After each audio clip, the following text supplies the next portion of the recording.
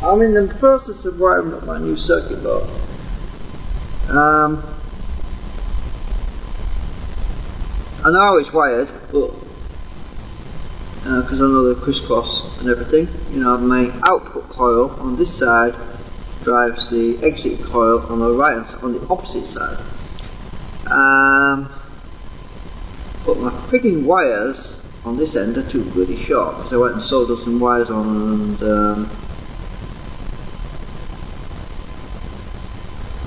so let's see, that is the right side, this is the right side, so the right side has to go to that one. I'm hoping I can get this to work, just to test. The board I designed to fit in this little slot here, but if I stick it there, these wires are long enough. Actually,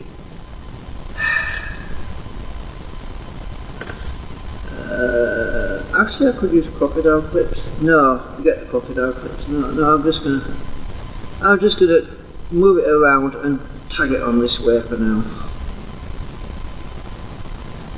I'll just redo, because let's face it, there might be a problem and I might have to redo it something anyway, and I might have to dismantle it again or something. You never know what might happen.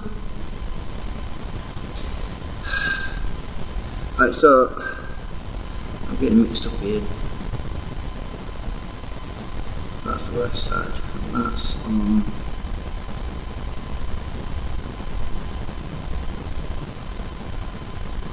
Right, okay. That's the right side of that. Yeah, that's right.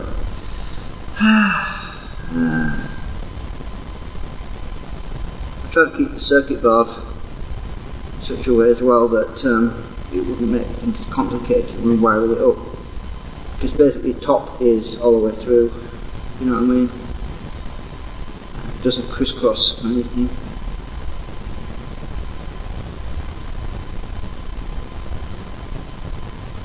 This is tricky to get my tweezers on both these wires to twist them together to start with. I'm just trying to get started with my fingers. Can't get my fingers in.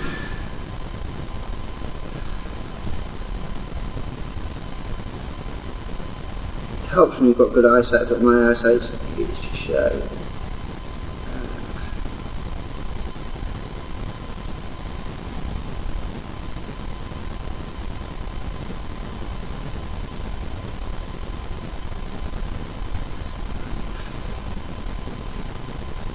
I can't even keep my hands still, I'm shaking.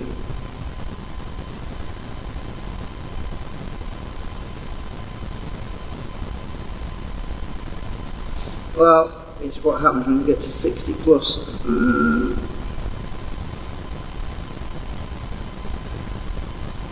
Your body starts to break down. You need a mechanic.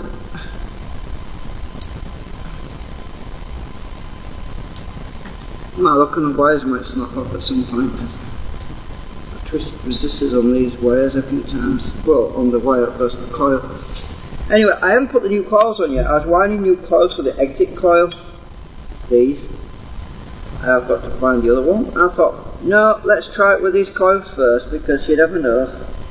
Adding these coils with thinner wire might create even bigger delays, and I don't want to do that yet. So I'm just going to test it with the existing coils for now.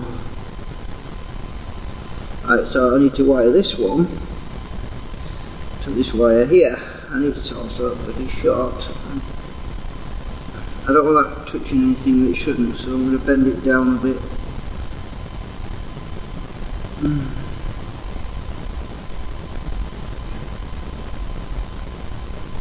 Yeah, at least I can bend to reach.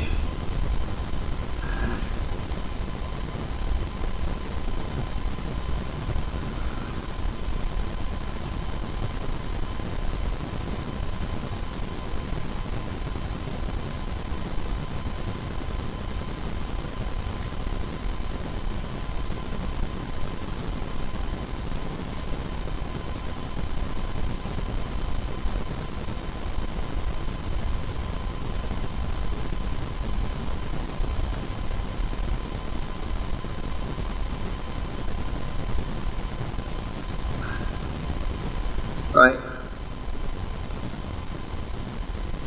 I've got that twisted on. Okay. Oh, I'm gonna sit down a minute. Oh, my back. Right, so my selector switch is there. I can tune it, and I shouldn't need to adjust the variable resistor. I've set it at 1 ohm, but we'll see what happens. But let me see. I don't know if I'm ready to turn this bugger on yet. Actually, have I got power in the supercapacitors? I don't know if I'm ready to power in them or not. They're probably still charged actually, because I don't think I've discharged.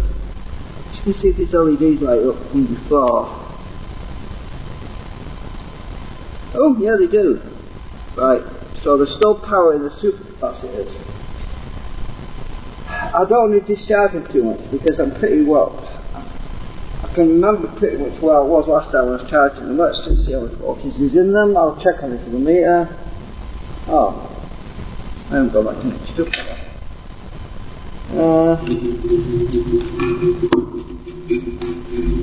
Sorry about the obstruction. Hang on a minute.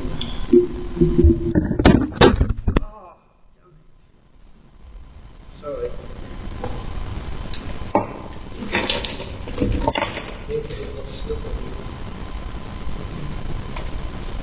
I need to have good quick tidy up here. That's what I need. The microphone's on the floor right now.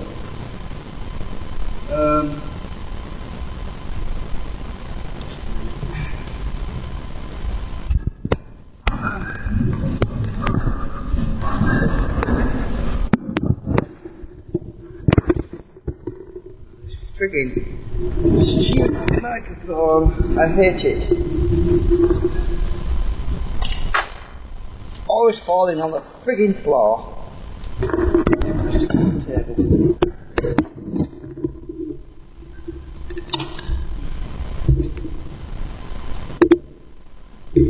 I'm sorry if I deafened you.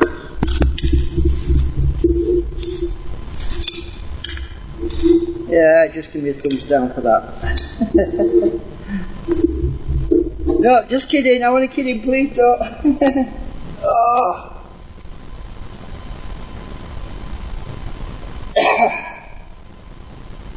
Right, so if I can get these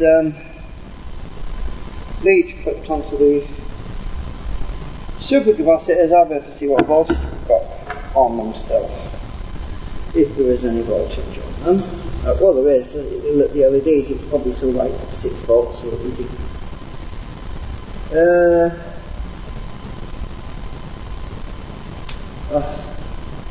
I hate these clips, I really do. They keep flying up on me.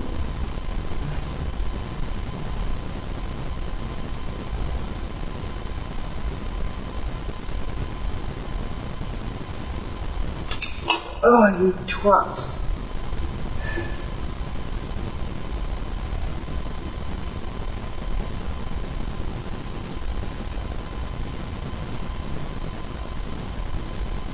That's it. Stay on.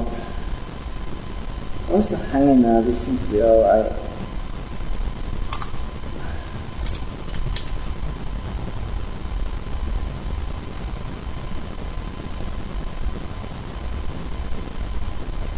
Get in the hole.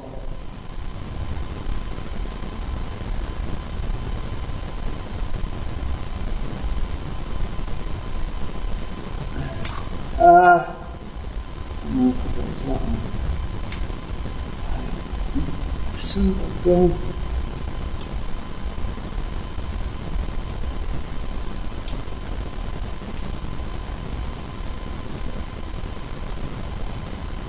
I can bend this over a bit.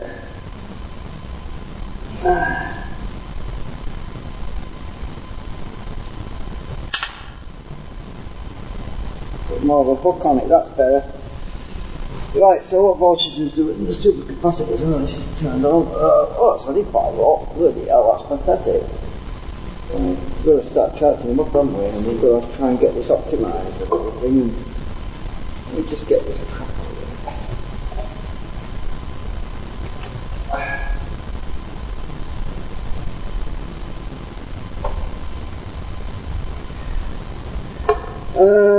I'm not even sure if my batteries are charged up. Actually, I think I charged it. Oh yeah, I charged it already afterwards. Maybe I think that.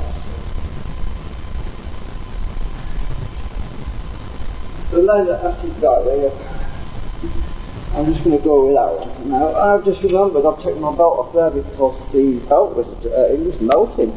The acetone I've been using on these projects, it's just started to disintegrate my rubber. So what I did was I coated it with talcum powder, which is basically French chalk, which is what you do to preserve rubber. And it's got rid of that horrible stickiness that was on there, and that seems to have improved it a bit. It's going to make it slip a bit probably, but so I've got to put my dry belt back on. I had it in this container which has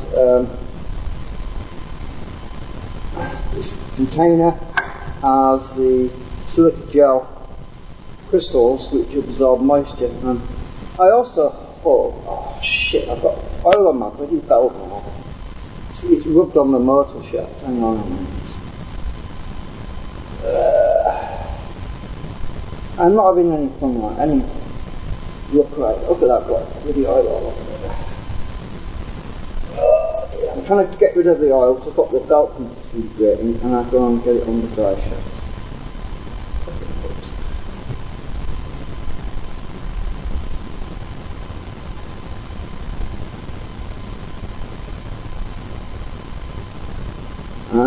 Actually I've got the belt in there.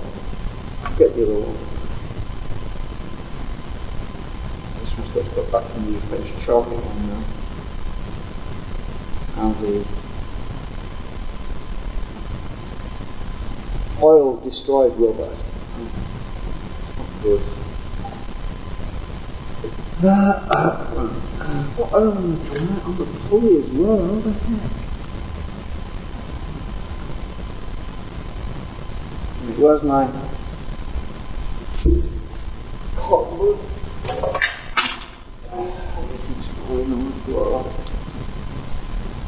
Use some alcohol to clean this pulley. You can't see it, so it's kind of out of view.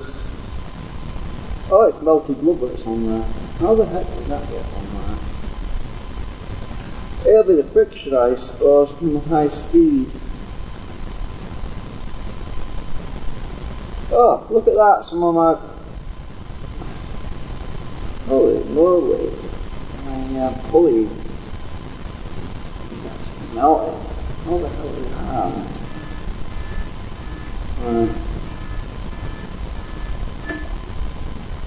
Oh, I see, my ABS pulley is actually... flipping temperature. Bollocks. It's always summer.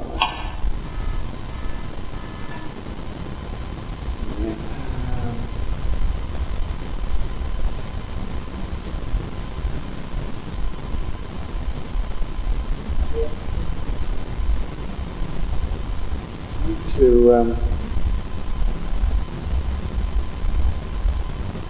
de-throttle, I think.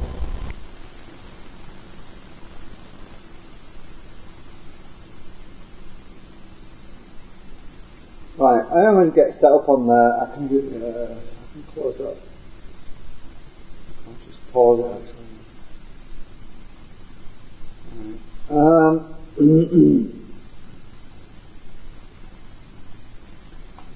Right, let's do it. It's just that video settings. I'm just going to leave it running actually. I have to see what's going on.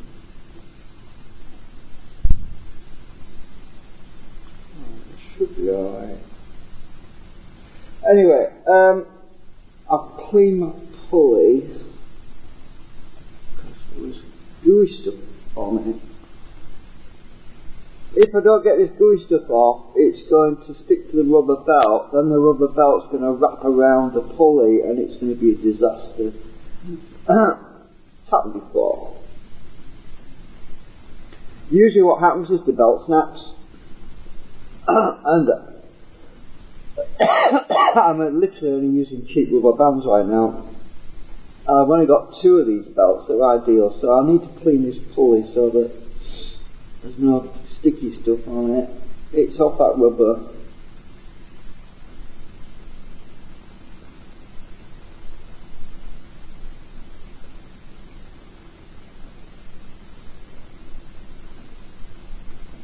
Look at the plastic coming off there. I don't understand that. I haven't sprayed any acetone on there. Oh, I might have actually done the varnished it, but I don't get it.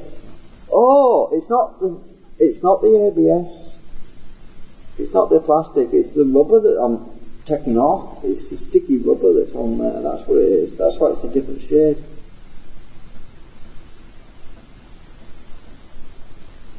I haven't used this for a couple of weeks, you see. It's been sat. And I've been working on the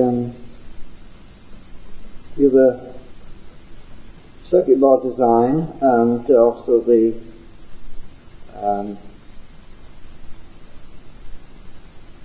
the delay line and the switch on and off, and I've been watching a bit of snooker, and I've also been using some acetone to treat some of that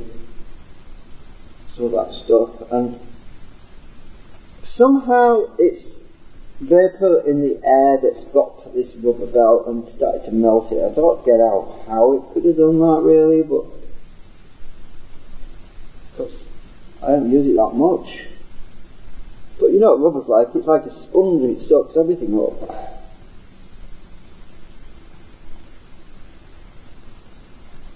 I'm sorry the camera's not in a good place for you to see what I'm doing. Let me just see if I can move the camera around a minute. I don't think you can see what I'm doing, but it's kind of tricky.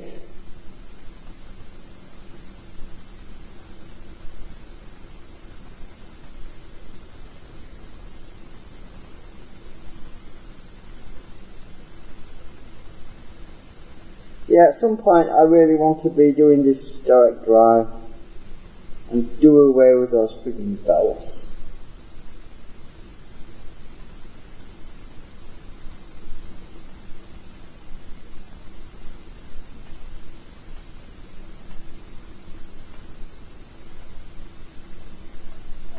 It's just, I made a universal joint thing, but I don't know how well it'll perform at 6,000 RPM. It might fly apart on me, I don't know. I might get one off eBay. Something that can withstand that kind of, look at that, the camera's not even lined up. What the heck? Oh, the camera's slipped. That might be better.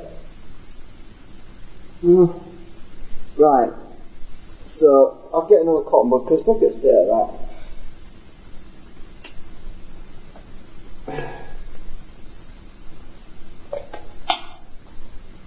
Alright, so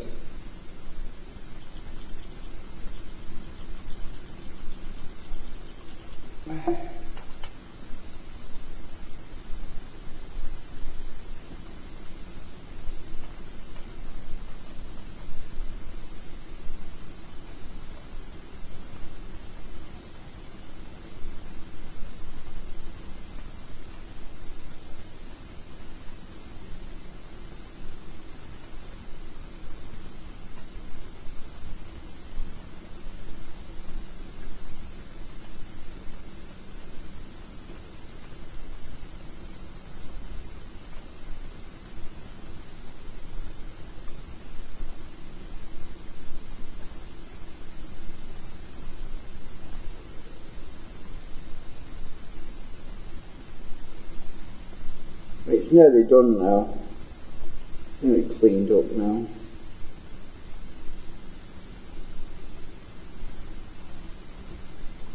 It was making a strange noise and I turned it off and I didn't know what was doing it, and that's probably what it was. It was the belt sticking. Starting to stick anyway, it was. I'm just doing the motor pulley again a bit more because I use a clean cotton bud. Well, it was clean, but it's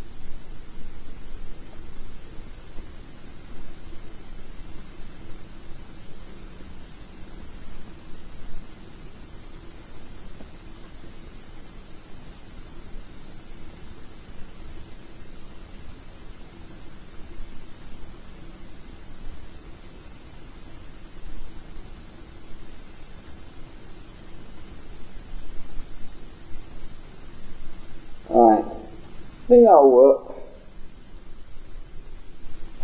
Right, to get the belt back on without getting it on the drive shaft and getting oil all over the frigging thing. That's the trick. This is really awkward with the camera right in that face. I mean, you can't tell this, but I am stood right behind the camera and it's right in the up my nose. I'm trying not to get the belt on the drive shaft.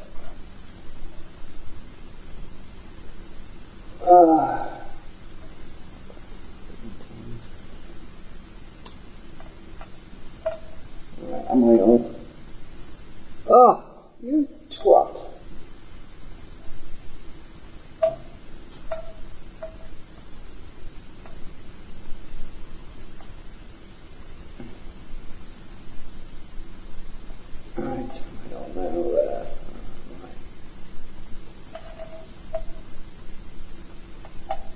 Right, am I on now? Yes, I'm on. Finally, I'm on. Right, that's good. Okay, right, the belt's on. Right, move the camera back. Oh, I'll get lined up. RPM meter is across the room. I've got to switch on right in a minute. I want to get all this in really, so I'm going to back the camera right out.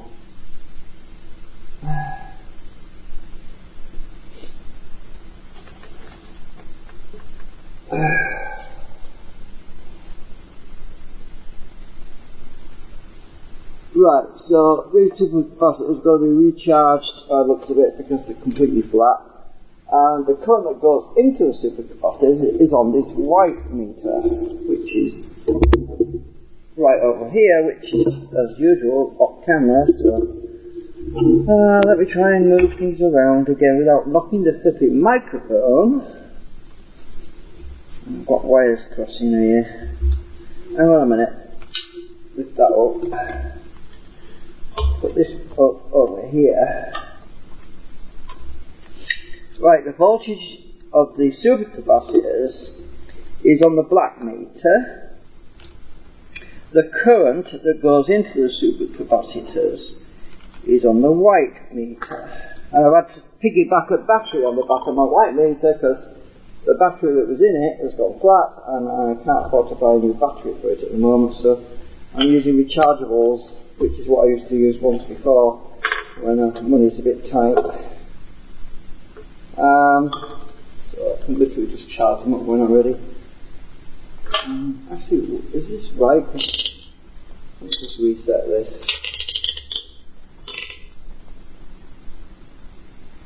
That's it, not. I wasn't sure why it was giving me minus or something. Right, so, okay, so, the camera's still not right.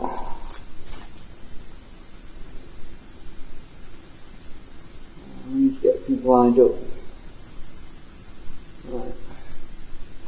Current voltage on supercapacitors. I'm also using a regulated power supply that drives everything, which is current limited and is constant current, constant voltage. Let me get this other junk out of the way.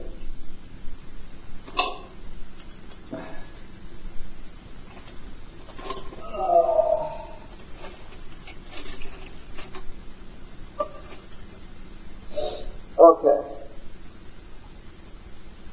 Now look at that. This is Sod's Law. Flipping reflection off our meters. Right. I've just noticed it now. It still hasn't started yet. Let me check my cam, see if that's showing it. Oh, that looks good now. Oh, this one's got some reflection on it now. That's better. Right, so this is my voltage to the motor that's constant voltage, constant current. So I'm going to stick this on top of the battery so you can see that too as well. Once you get it powered up, you've got to see it. LED display down there. So the constant voltage, the constant current will take precedence initially, which is the yellow LED, and as it gets up to the maximum well, the minimum current consumption, which is 800 milliamps, the yellow LED will disappear and it will be constant voltage, so it won't go too fast. So it will be limited to that. So let me just get these clips on my motor properly. I also want to see if I can get my oscilloscope in. So what I need to do is go and fetch a chair across the room. Oh, I need to plug my oscilloscope in as well. Oops.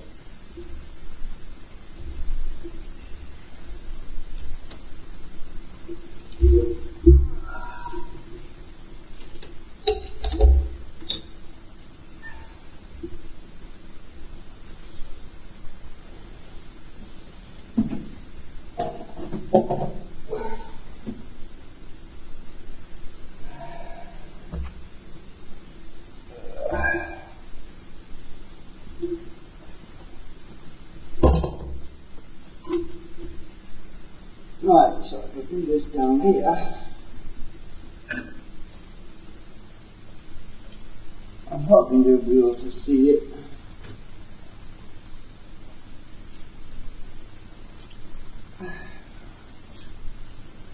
Oh, what now? My flipping Firefox has crashed. Oh.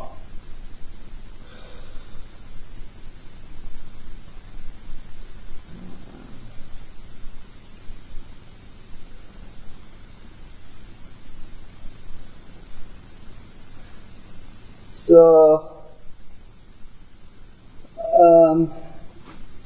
no, you can't see my freaking oscilloscope. Just a minute. Everything's in the way right now.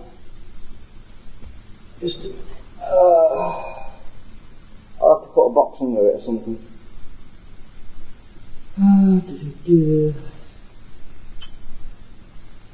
Hold on a minute. My Firefox went and crashed on me, so it's restarting.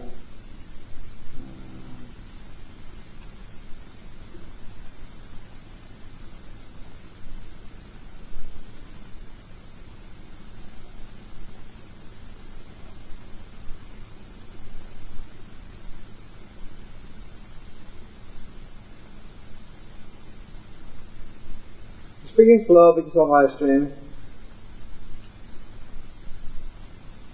I just hate browsers. I hate updates. See if I'm flying, what? Oh. Right. Okay, that's working.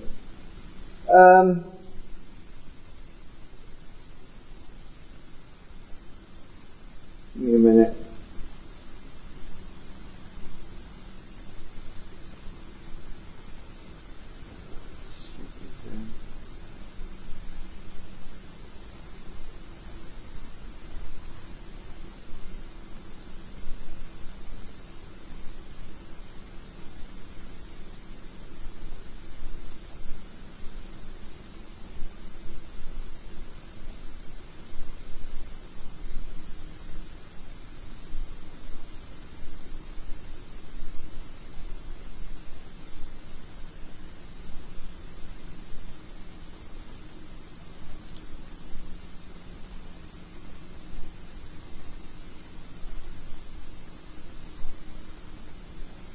Oh.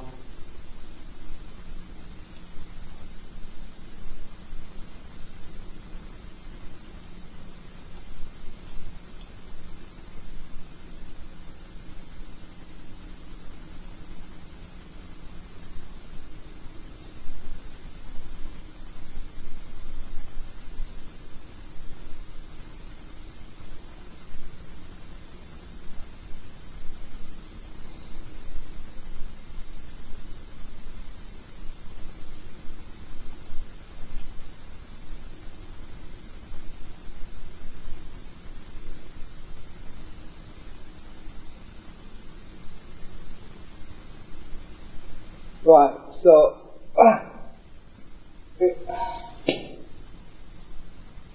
do I get this oscilloscope on the figure? Well, how was it working last time when I put it on the chair? Oh, it must be the must be because the camera's further back, that's probably what it is.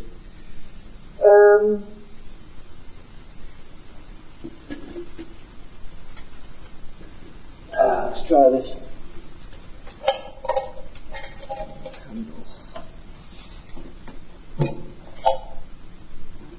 Right.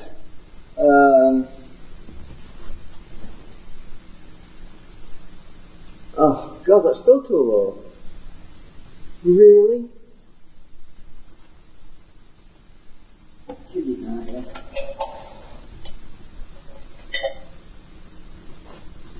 yeah. Still too low. What? I want to get everything in. I want to get the meters in. I want to get this in. If I lift the camera up, you won't see the meters, so just give me a sec. What else can I use to put it on?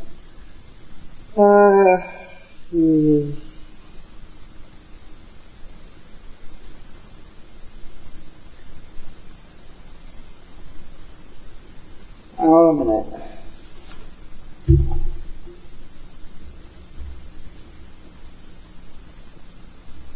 Find a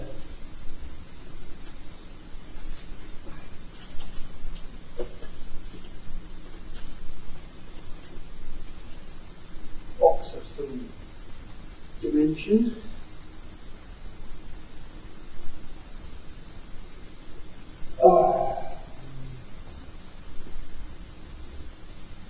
I can use.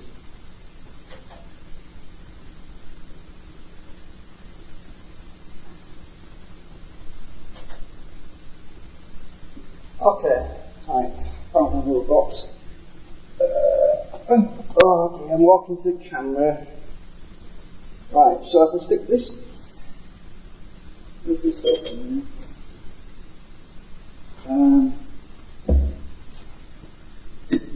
That box in here. Let's try it without that other one first. It's not bad, must have been higher. Right. That's better. We can see everything now. Right, RPM meter, speed.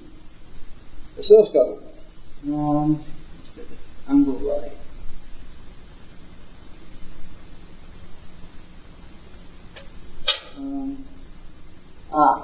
If I take the legs off.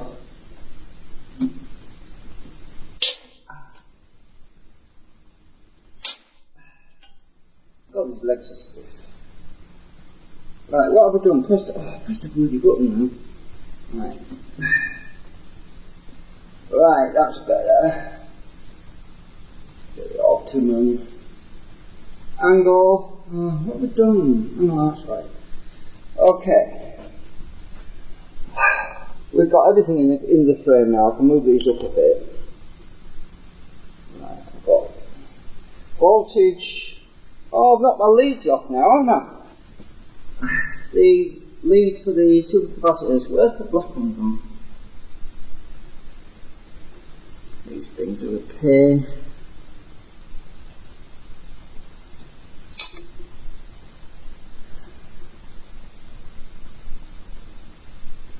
Right. Supercapacitor voltage. Current into supercapacitors. Right. I think I've got everything hooked up.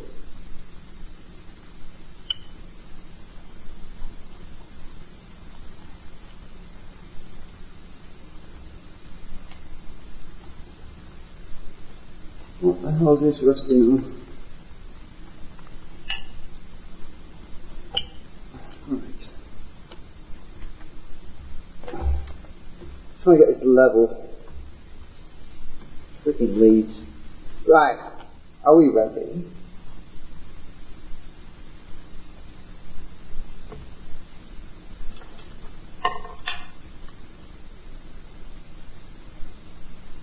Okay, I think we are. Okay, so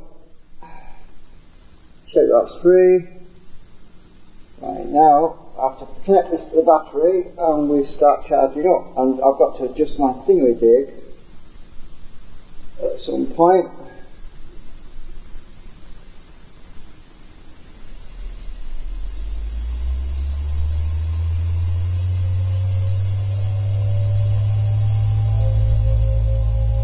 .13 volts. Got a lot of drag at the moment. Still picking up speed though, let's allow it to pick up speed. I'm running through the circuit as well.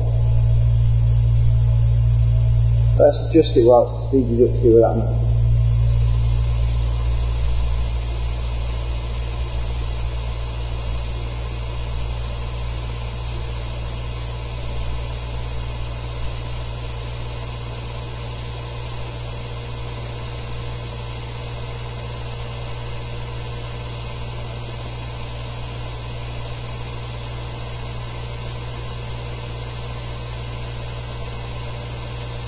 Look, see the pulse. I can see my pulse. Yeah, I've got a pulse.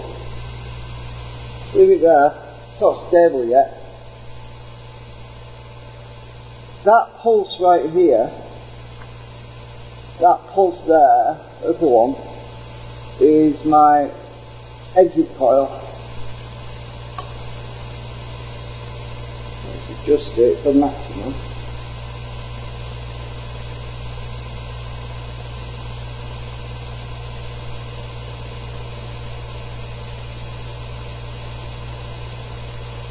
Not a lot happening yet. It's probably because he's not up to speed. Still picking up speed actually.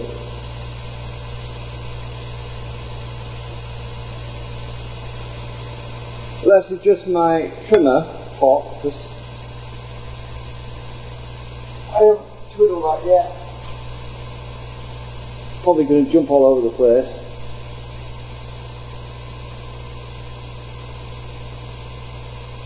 And get into it. That's not going in the hole. Let's try the other one.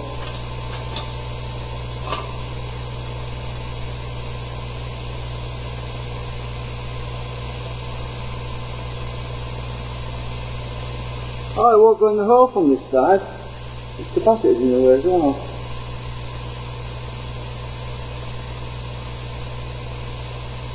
Hang on.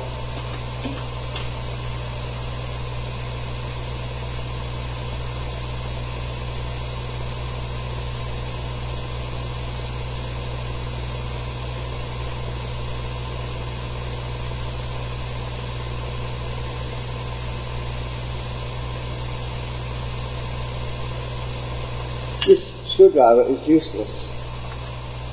I need a proper trimming tool for this.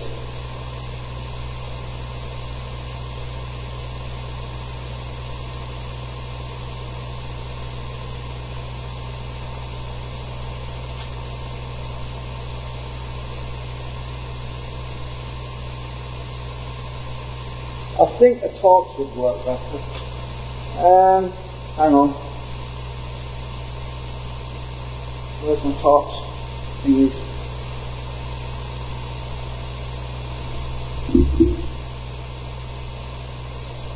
Yeah. Right, I've got some torch. Find a bit that'll fit.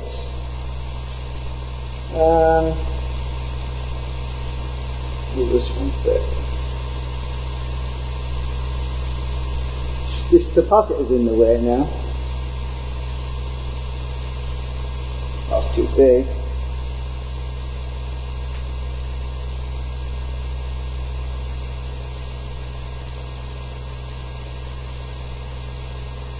It's a funny size thing. That's too big. It's the trouble with these old TV things, they've got weird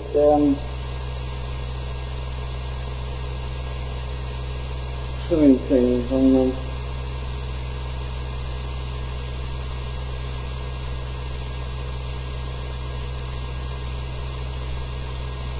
That's too small. God. Try this one.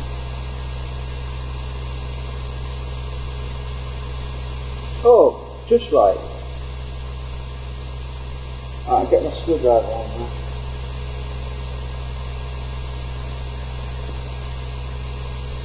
Voltage is going up. We're actually delivering 107 milliamps into supercapacitors at the moment, so that's not too bad. Should be a lot more than that.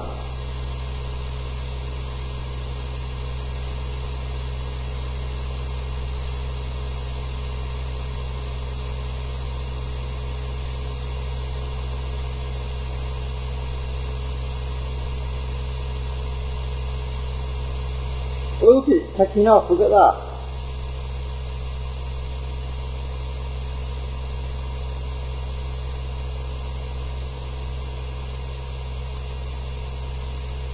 It's actually taking off with 100 ohms, all open, with an actual 100 ohms, it's taking off really well. So it works better with 100 ohms. Look, current should go up, RPM should go up.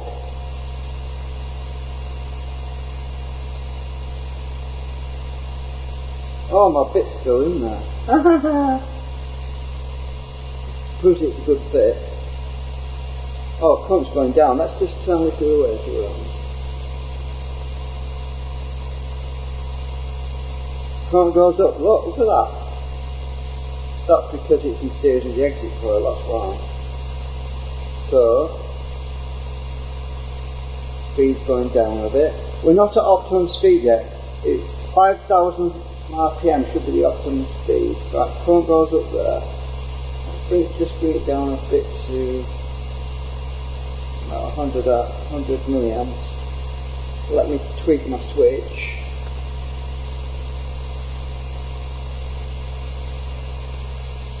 Ooh, look at that. More drag.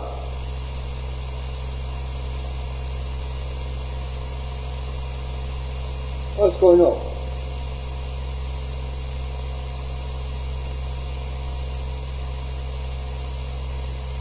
Going down. Speed's going down. I tweak it so that the speed goes up. See, my delay line is actually working. Let's go to the other side. Speed's going up. Our delay line works. Maybe not perfectly yet, but it's a beta version of what you expect. It's a prototype.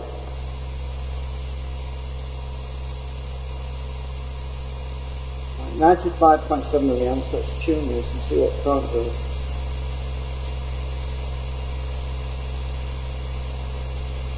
Current's going down. RPM's going down, turn it the other way.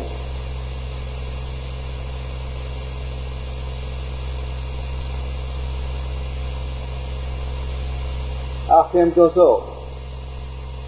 So what does this tell me? It tells me that my coil needs to be longer because I'm on the edge. No, actually no, my coil wants to be shorter. All these long thin wires actually cause a problem as well. So what I need to do is put thicker leads to my coils. That's another thing I need to do.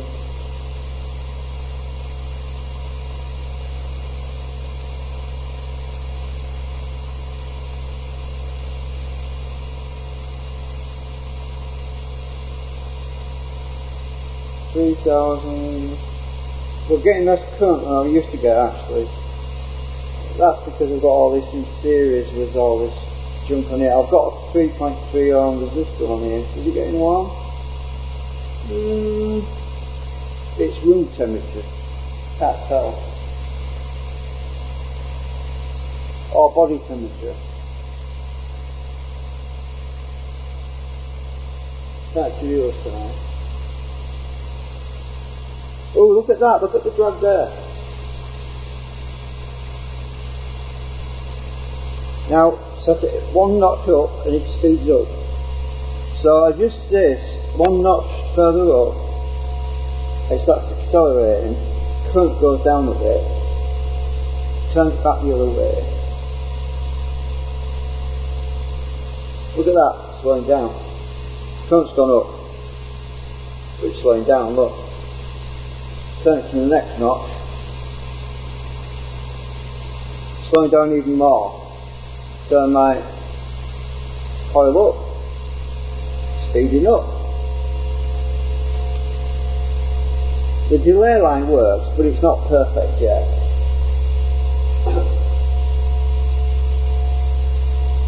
And we're still current limited at the moment. We're not getting the maximum RPM. We should be at 5,000 RPM soon, but we're not. I might have to tune the capacitors on this as well. Let's go to the middle one.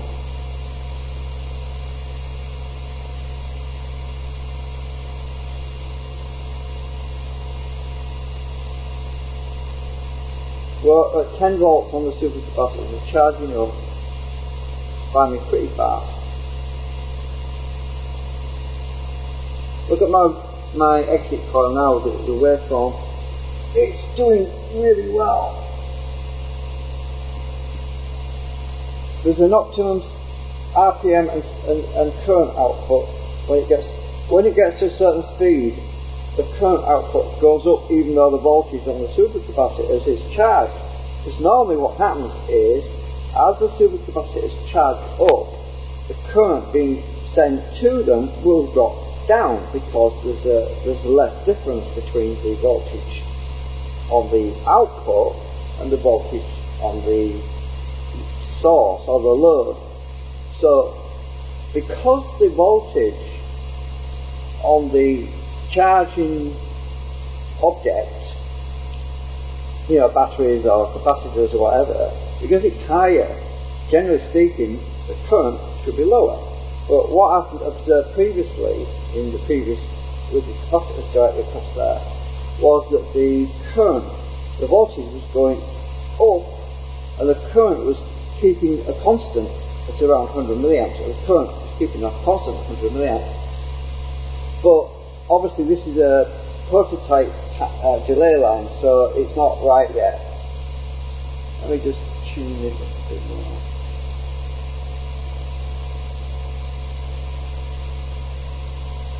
I want the RPM to keep climbing. I'm going to attenuate this trimmer a bit more.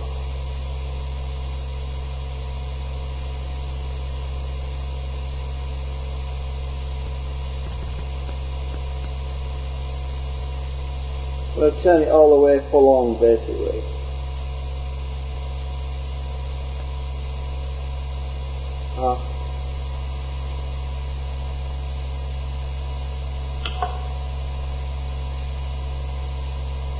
Right, keep climbing here. It's climbing faster now, look. Look at the RPM, it's going up faster now. And the current is also, well, should be going up. Why is it going down? Should be going up. Oh, it's going up. It's just takes a while because the RPM is still speeding up, that's why. As the RPM gets faster, we'll see more current going through to the supercapacitors.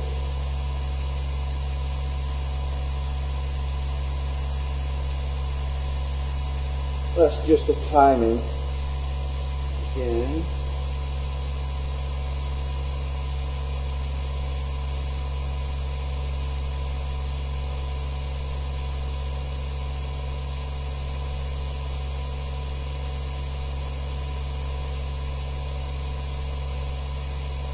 Better, climbing faster, look at that.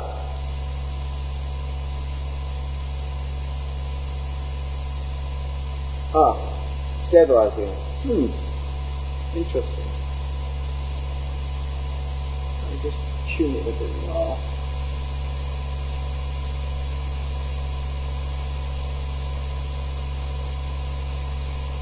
Going down now.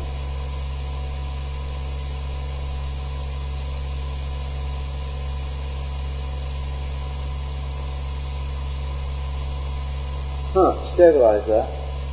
Turn it back a bit.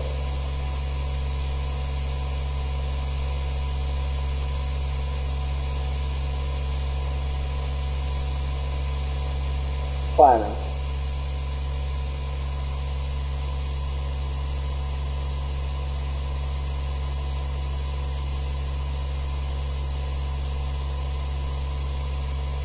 Turn it back a bit more. Going down. Let's go to the other end of the scale at the other end. Here. Climbing. It was.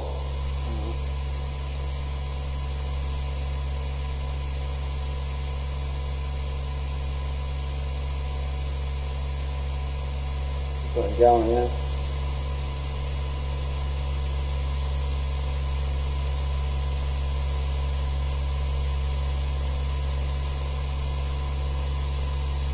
Right, going up again.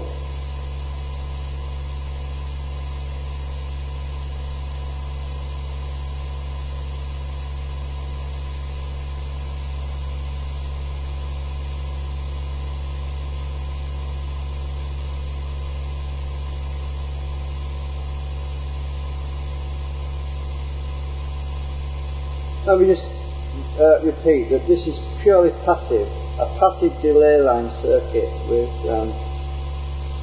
capacitors.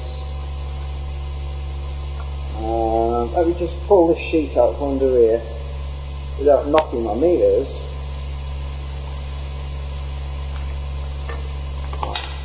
So that's the circuit basically.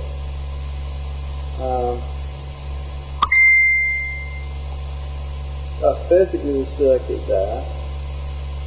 The input is on this side, and this coil here is the coil that I'm switching on the circuit board. That coil there is my exit coil, which is actually inside the unit, you know. So there's two of them actually, so that represents two coils in series.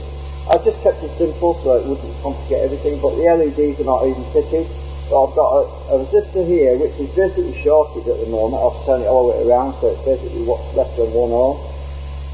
So that's where we are at the moment, and my delay line does work, it just needs a little bit more fine tuning, and my current is a lot lower than it was when I had capacitors going on there, and I think I know why, because I went and decided to put two 22 microfarad capacitors on here instead of having the 10 which was directly across the coil. So what I need to do is put the 10 back in there.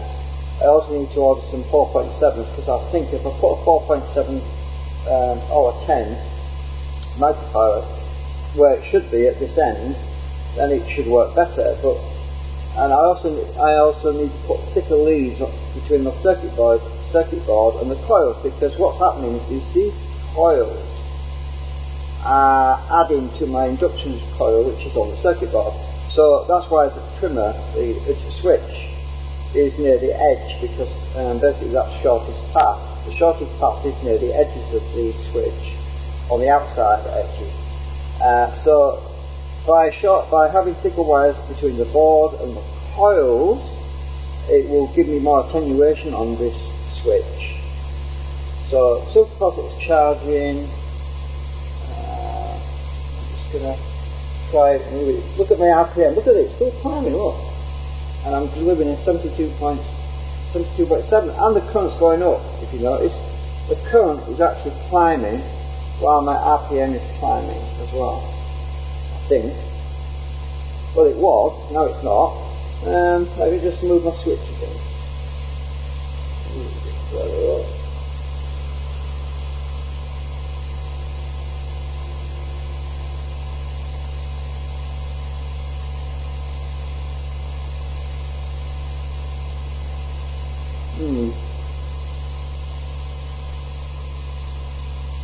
Look at that, I moved it 1 notch. Oh, it's climbing like a bully now. Moving like, it's really flying now.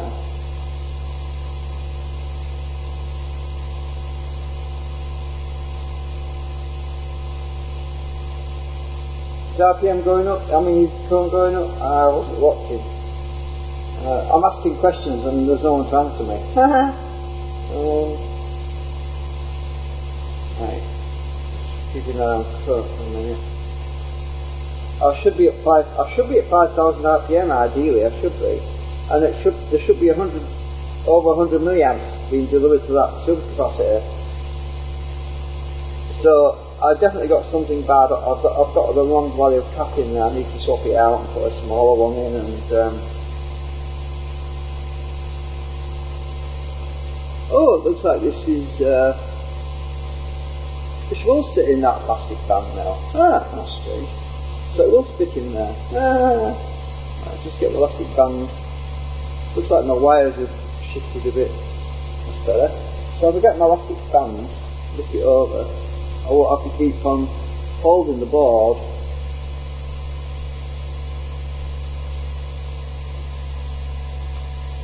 Have I shorted something out? Oh, it's timing. Oh, it's touching my switch though there. That's better. Plastic bands hold it in place.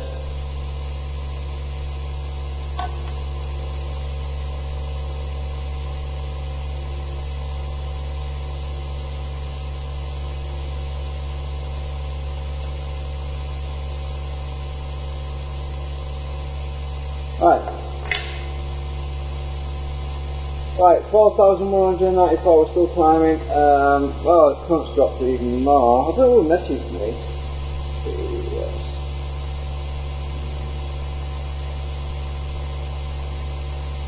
Oh, it's just a friend.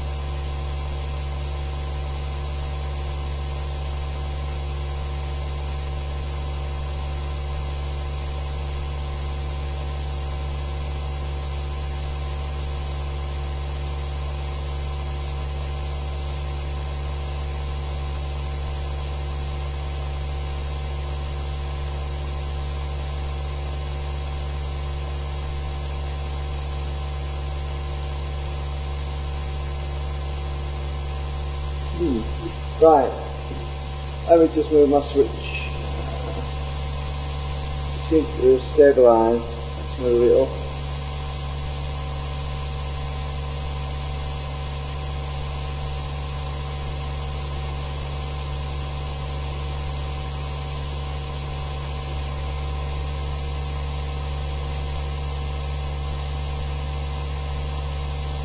Yeah, it's timing again.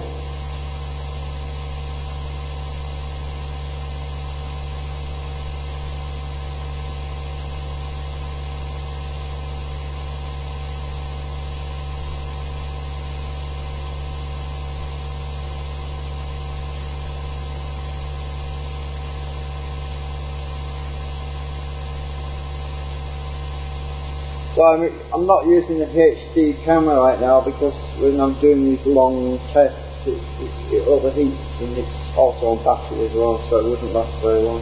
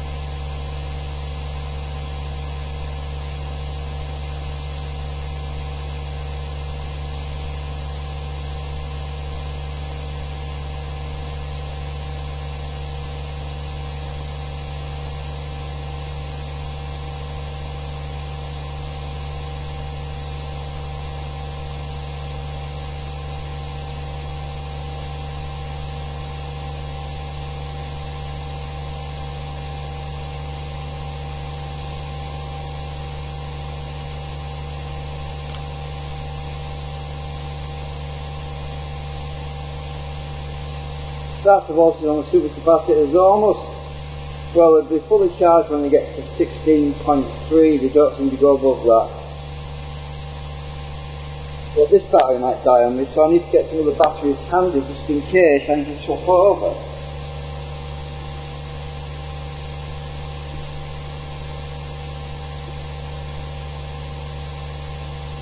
And to be honest, I don't even know if I charge these up, so they might be flat already.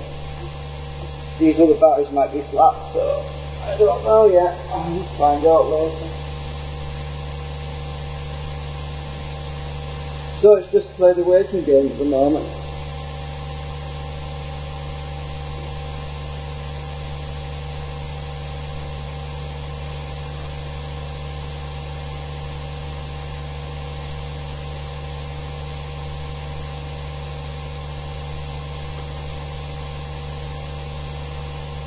At least I know what I need to improve on my coil.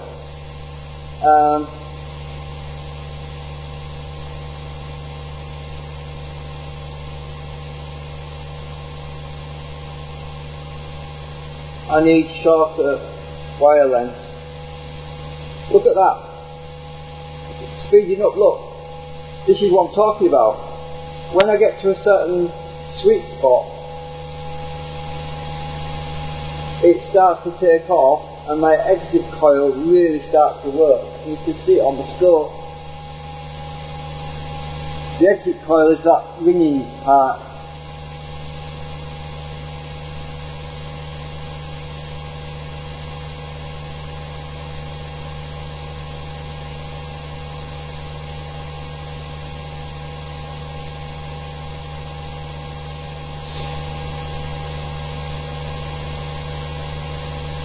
Have you noticed how quiet my generator is? It's running really sweet.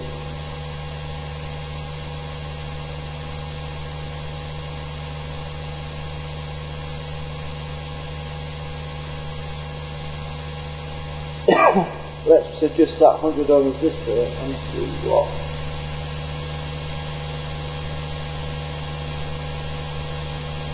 And get it in.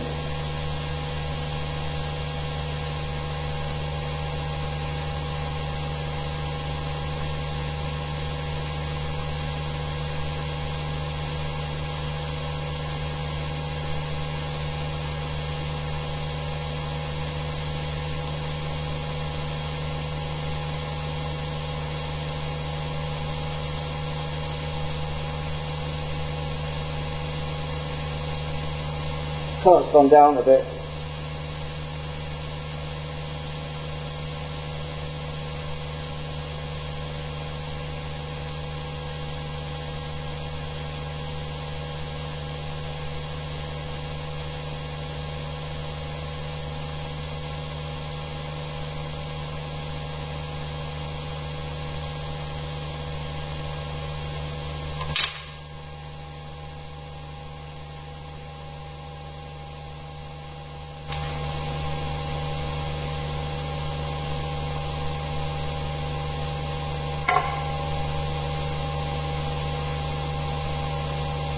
As soon as I get to 5,000 RPM it just takes up. Let's take the load off temporarily and let it speed up.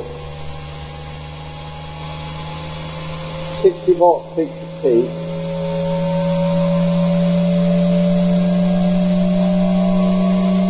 Let's let it speed up, then put the load back on, see what happens. 76 volts peak to peak. 80 volts peak to peak. 81.6 volts peak to peak. Right, load back on. That's my exit coil there.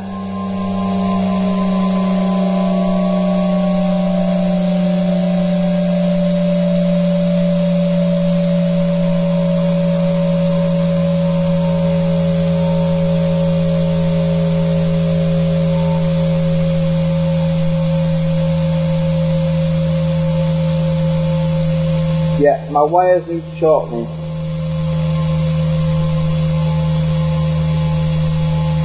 My coil needs to be a bit smaller as well. Oh, actually I can thicken my coil traps up a little bit as well, that's another thing.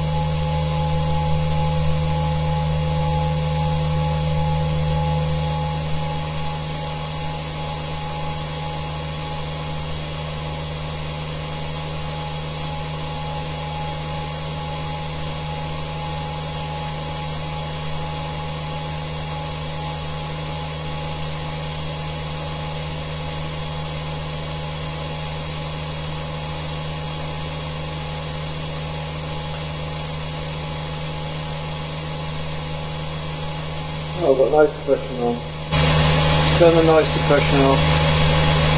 It blocks everything out.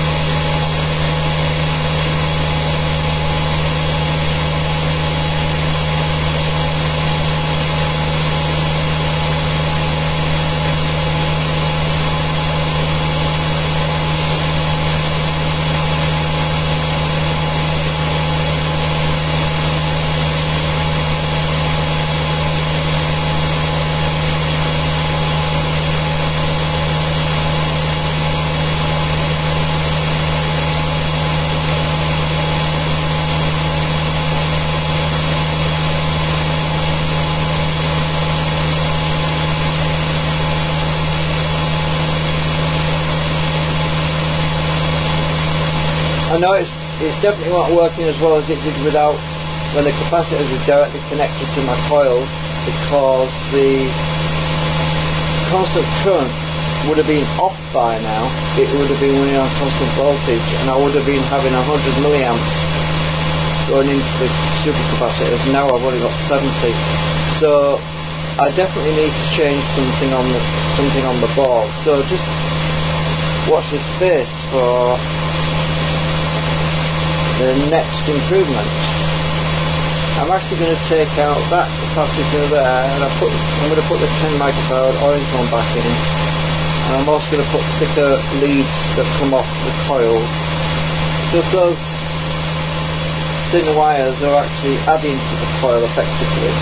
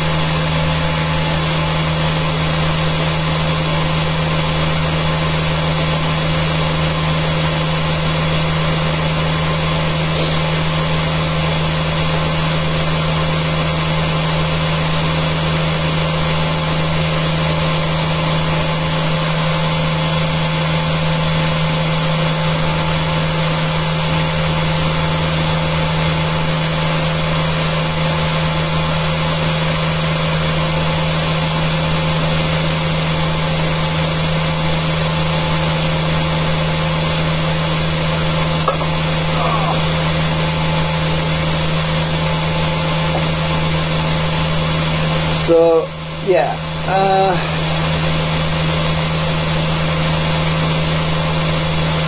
that's just my tap point again. See what that means.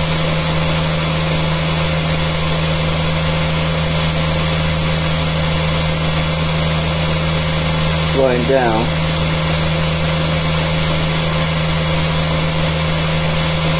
Oh, it's actually going faster now.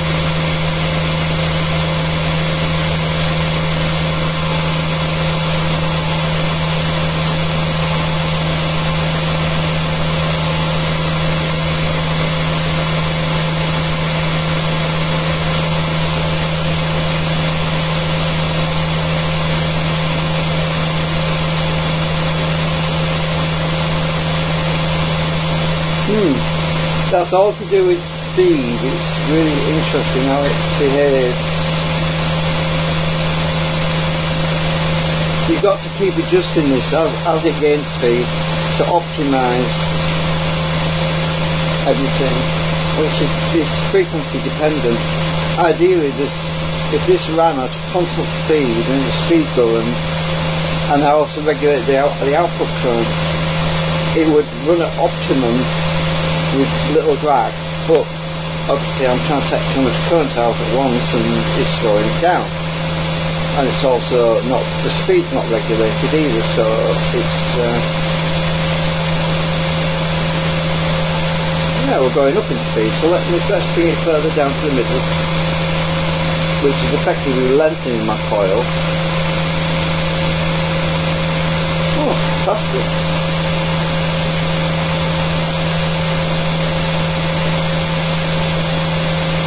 Let's go to the next one down.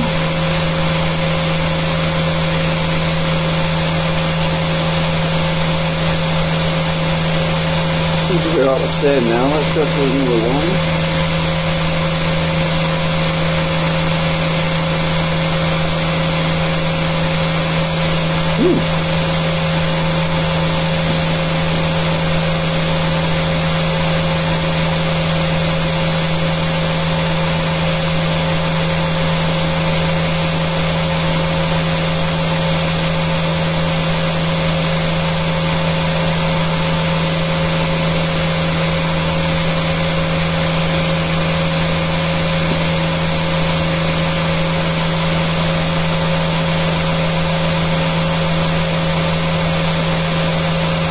How well you can see my switch there, it's kind of hard to see really. I need to put a red line on it so you can see it better.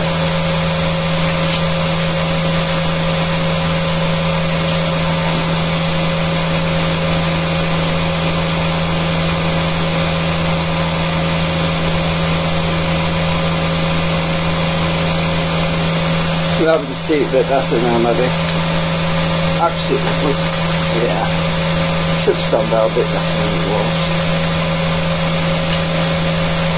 Look at that, we're nearly at 5,000, we're still delivering 76 milliamps. We've only dropped a few milliamps really, from 77. If anything, current's gone up. Let's just adjust this a bit more.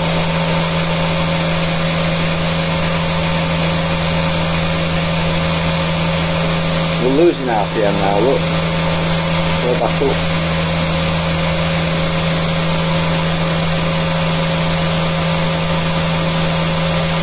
Speed's going back up now. So this near the middle seems to work better.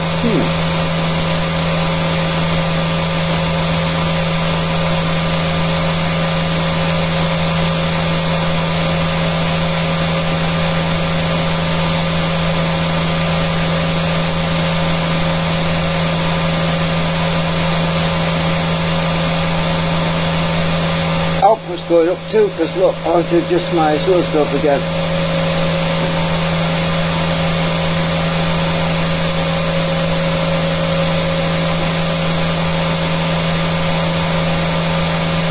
.41 volts peak to peak, 17.6 volts RMS, pulse width 88 microseconds. It keeps jumping to 77 or 108. It's because of that exit coil that's doing that. Look at, we're almost at 5,000 RPM. Current's still about the same. Obviously the voltage has gone up as well.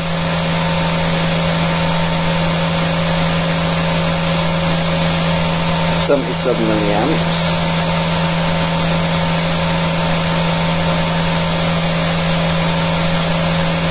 RPM still climbing. Let's turn this back a bit more.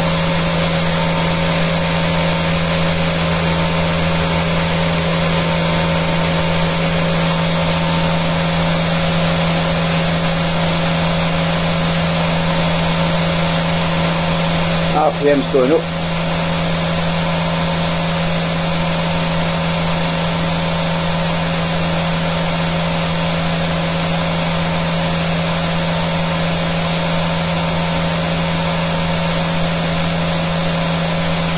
We're at 78 milliamps.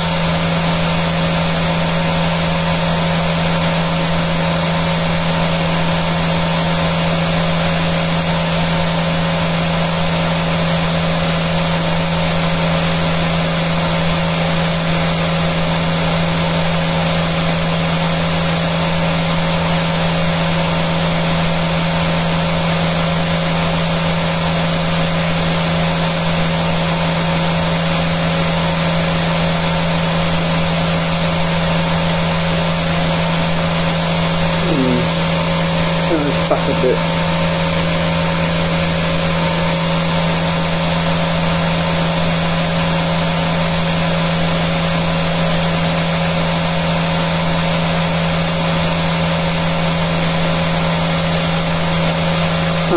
Wants to be in the middle, I think, by the looks of it.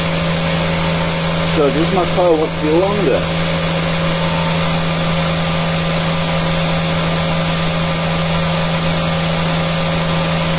It's dropping now.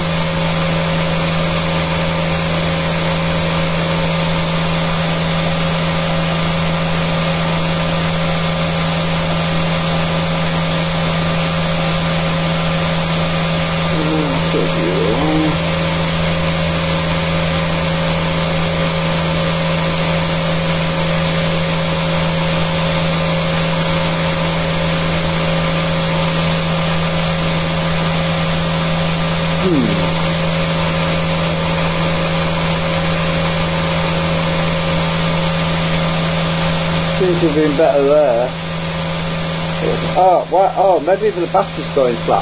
I forgot, yeah, the lead acid battery could be going flat because I'm watching the voltage to see if that's going down. It might be, I'm not sure. Lead acid batteries aren't very stable. Let me just switch over to my lithium. These might be a bit flat though, I don't know. Let's just switch over to this and have a look.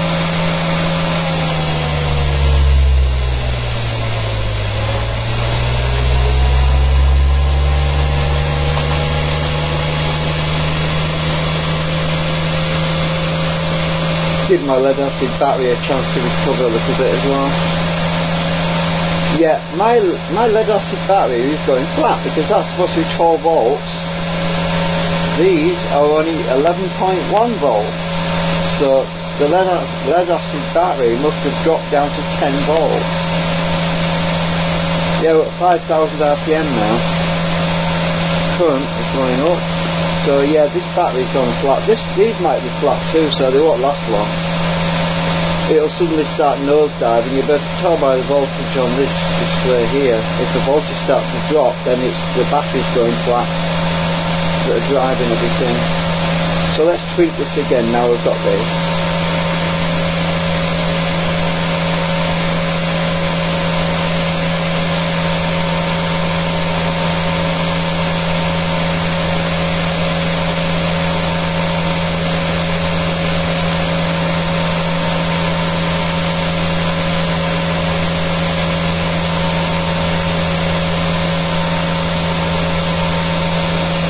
I'm moving it slowly because it takes us a few seconds for the RPM meter to start to register the changes.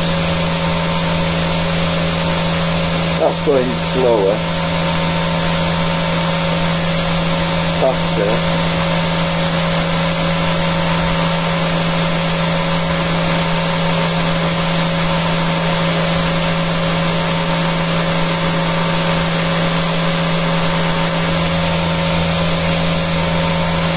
Slower. Seems to be better in the middle.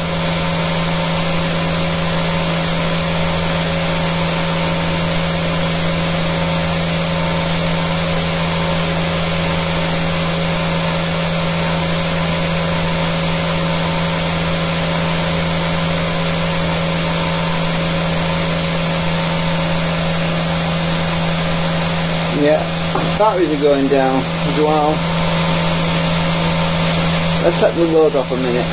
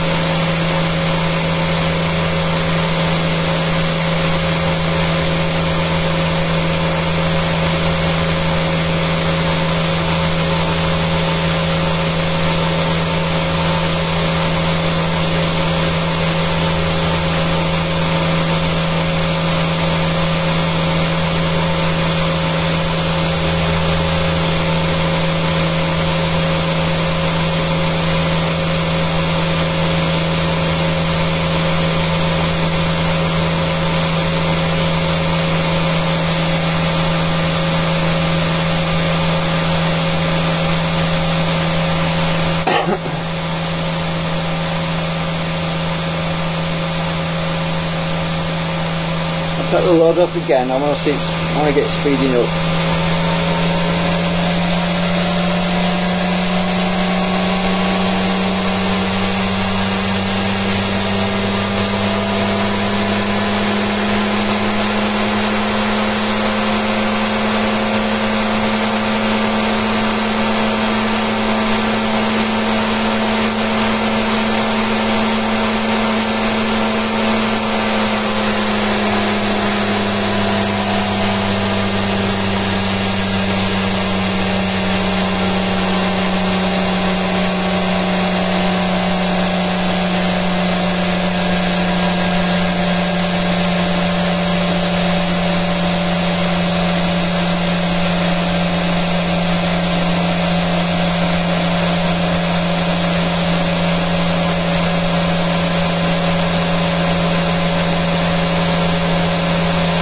Yeah, I need to change that capacitor because it's dragging a bit. This capacitor is a bit too high a value directly across those coils. The reason is, if the capacitor value is too high, it doesn't charge up sufficiently in time to deliver the current to the coils. So what happens is, it creates another delay, which you don't always want. You need a sudden pulse that's long enough in duration to energize the exit coils, but you need the capacitor to be able to charge up sufficiently to deliver the voltage. If the capacitor doesn't charge up fast enough, and because it's a higher value, what happens is you only get it partially charged, because what happens is the capacitor exerts more current load on the output coils, which are these underneath.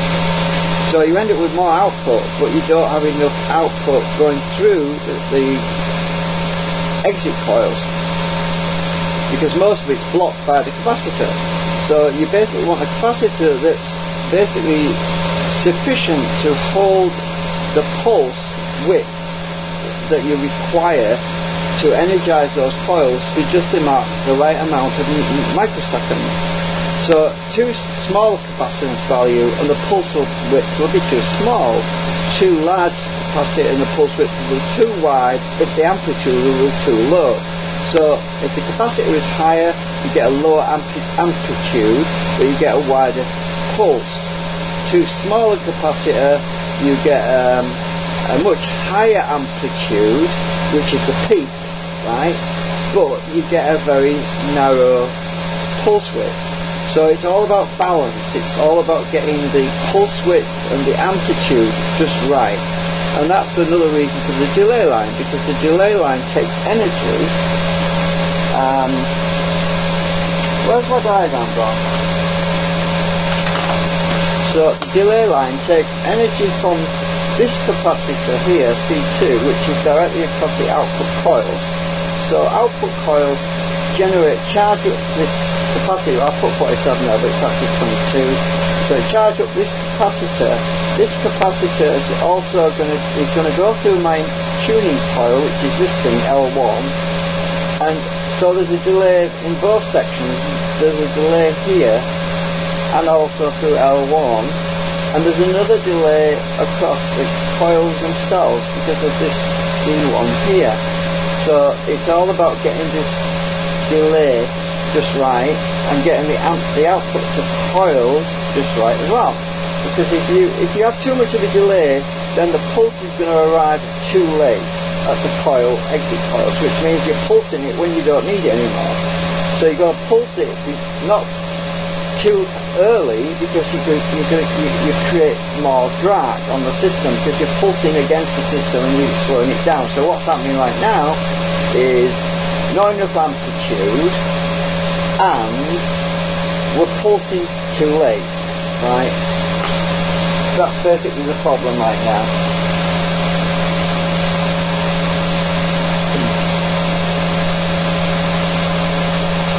But we're doing better RPM, look. The current is at 82, look at that, it's at 82 milliamps right now.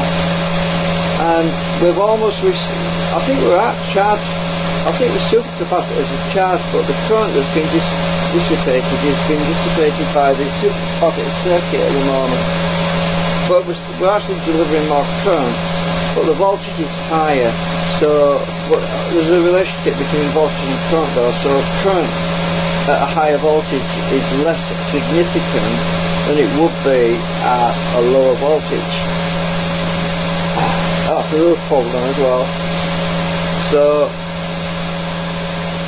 when you relate the current to the voltage, that current is actually better, really. We've actually got a better current there, because normally you get more current. Let's put the LEDs on and load it down and see what happens. If my batteries hold out. Right, LEDs are on. I don't know if you can see them. They're extremely bright. Look at that on my hand. Now we can watch the capacitors discharging now. Look at the current. We're taking minus 140 milliamps out of the supercapacitors. The rest of the current is being taken by the generator. So the LEDs are drawing minus 137 milliamps out of the supercapacitors, and they're slowly discharging, as you can see on the meter. Now at a certain point we'll get to an equilibrium where so much power is coming from the generator and that will sustain the LEDs. Well, it did do previously on the previous test, but it probably won't do now. It might keep them lit, but what we'll also see is that RPM starts to drop as more load is put on the generator. So as the supercapacitors draw less and less current, whereas the LEDs draw less and less current from the supercapacitors, they'll draw more and more current from the generator. And as they draw more current from the generator, we will see the RPM drop, and also we'll see the voltage on the input drop because of the load. Well, actually the only reason that's dropping is because the battery's going flat, but it's current limited at 800 milliamps by the yellow LED, so it can't draw more than 800 milliamps, but it can pull the voltage down more. So that's also another factor. As the voltage drops from the battery input, it will slow down as well. I need to lock that out a bit.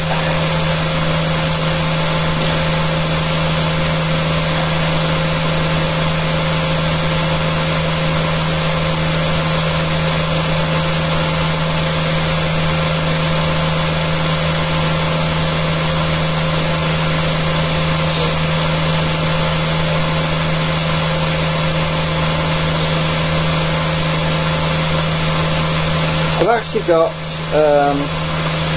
a 3.3 ohm resistor on this board as well, so I don't know if you can see it there, but it might help if I reduce that value, because that's another factor as well. I don't know if you can see it through the magnifying glass.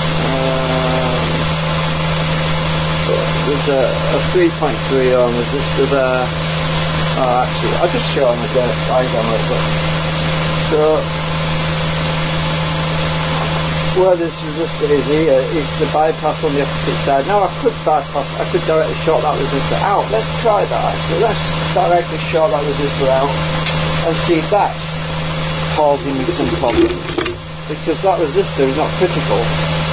Let's bypass the resistor.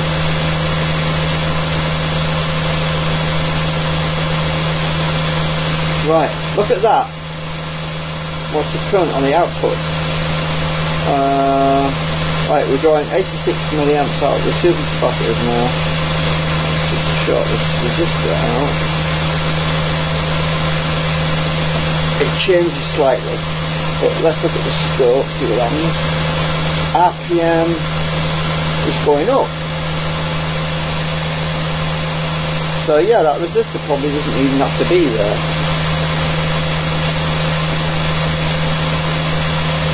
Well, RPM was going up. Let's take it off, see what happens. Yeah, it's slowing down now. Look, taking the jumper lead off, and now the RPM's dropping. So actually, that resistor which I put in as an experiment doesn't need to be there. I can bypass it. It's set a bypass. Now it's timing again. Look. Now let's just, now I've bypassed no resistor, let's just bring this pot again. Switchable tapping. Need to increase RPM. Do this.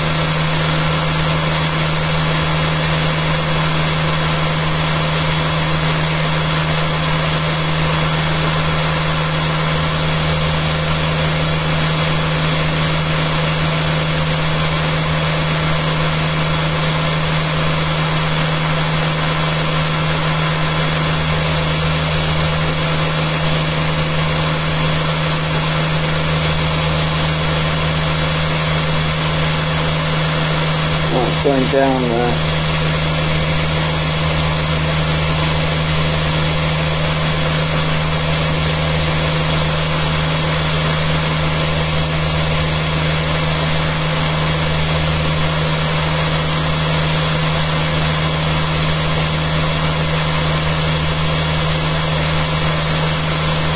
Going up. RPM's going up. It was. Go back a bit.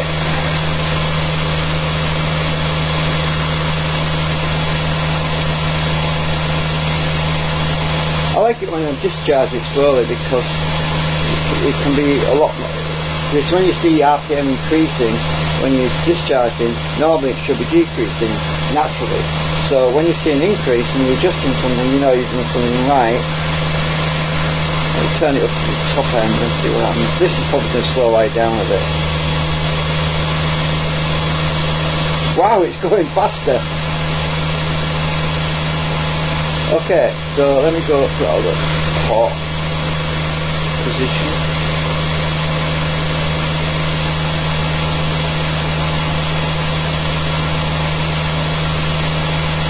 We're only going minus 50 milliamps, so the supercapacitors up there. The LEDs are still lit. You can see the light across the room anyway. Right, so go down to the next one. Oh, look at that, slowing right down, look.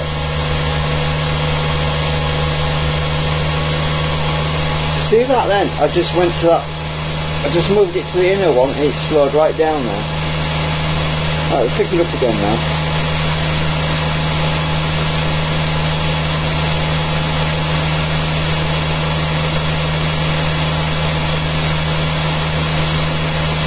So, basically, my switchable delay line does work. Sorry about this lead, it seems to be blocking everything. I'll move this jumper lead, take it off a minute, watch the RPM. Not a lot, but the current changed, I think.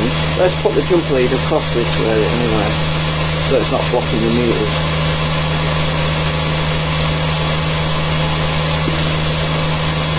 I'm not getting a good connection on here. Got this rubber band in the way.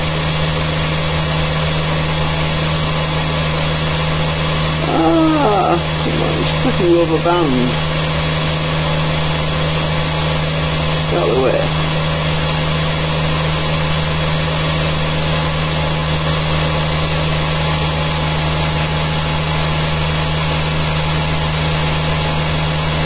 I don't know.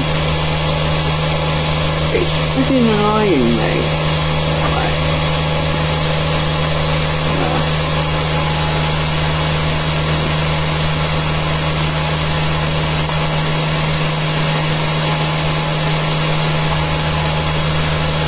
Why is it not level? That's better.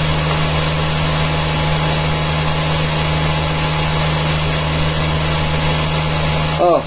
Voltage is dropped. Right.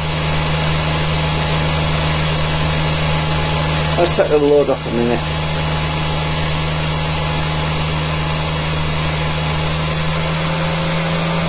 It's taking all that current out the supercapacitors for the LEDs now.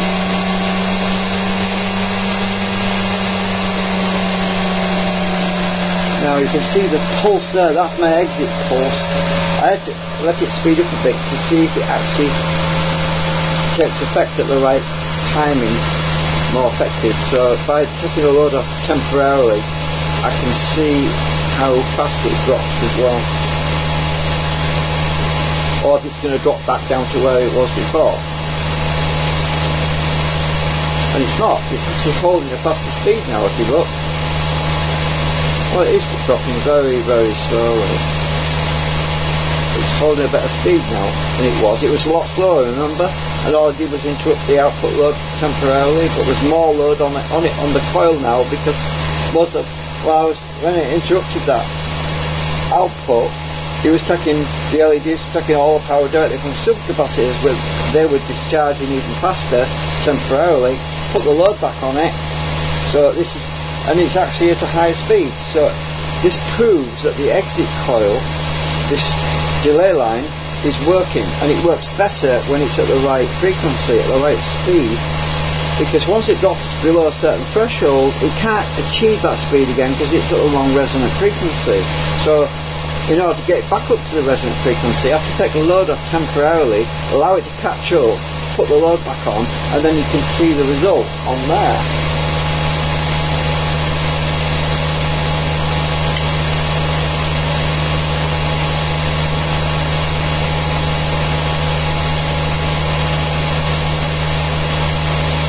So the LEDs are only taking 22 milliamps out of the supercapacitors right now. The rest of the load is being carried by the generator. And they're still very bright. Let's just put that out of the way somewhere. LEDs. That's hot. These LEDs are pretty hot.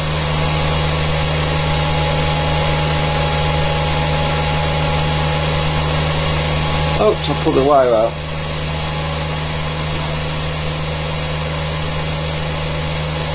Oh, it snapped off. Hang on a minute. My wire snapped off. Where's the scissors one?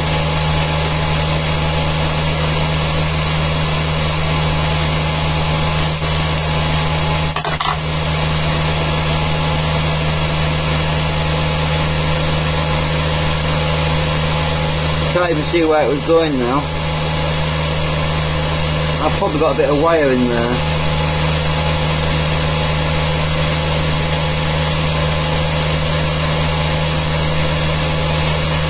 Oh, it was there probably.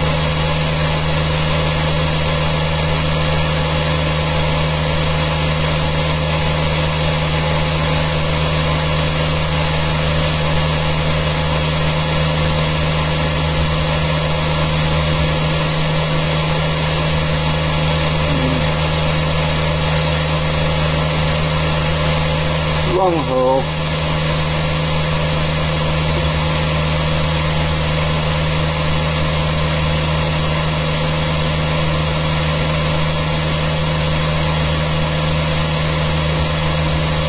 Why is it not working? Hang on.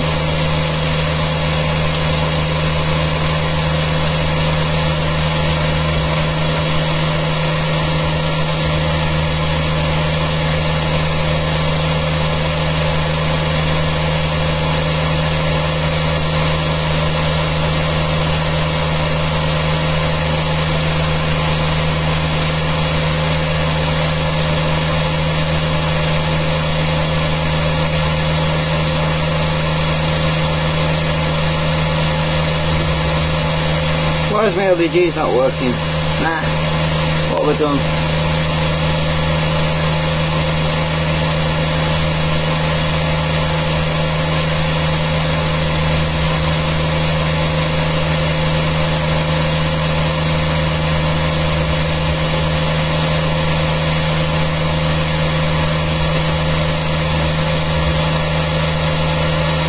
Am I in the right hole? No, I wasn't. Right, LEDs working really well. I was in the wrong hole.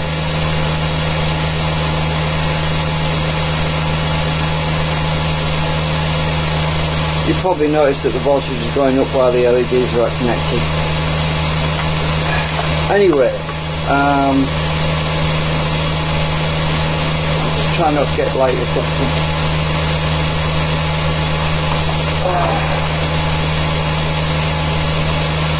Everything's pretty stable right now.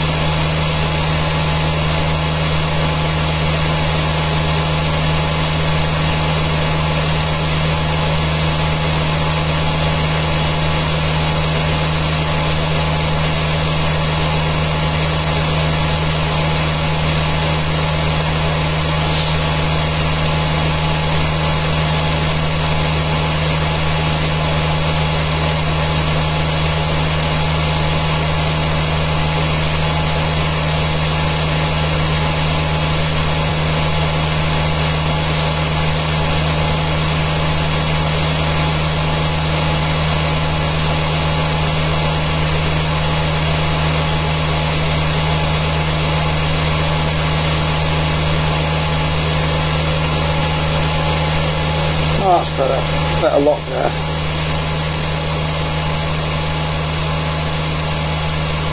I spoke too soon. Oh, it's not that bad.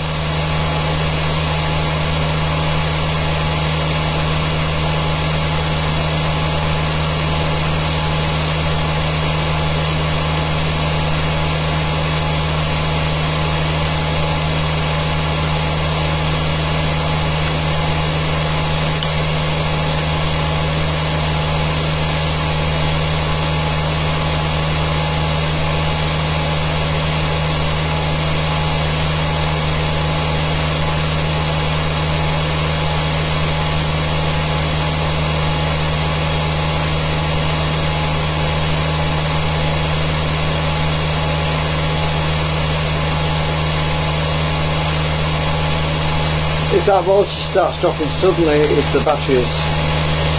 Just move these leads.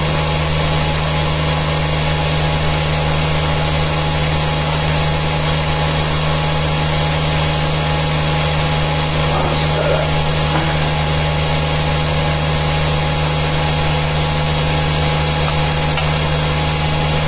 That's better. Try not to block the LED with them wires.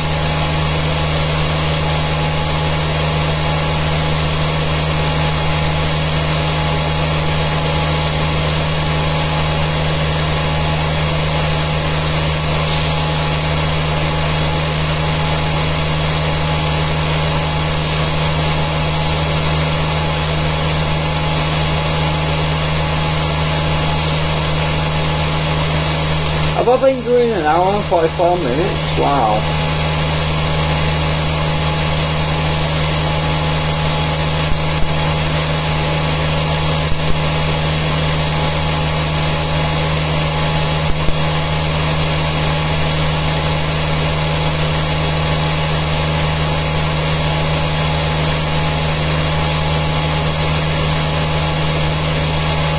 Well, every once in a while I like to do a long test run, you know.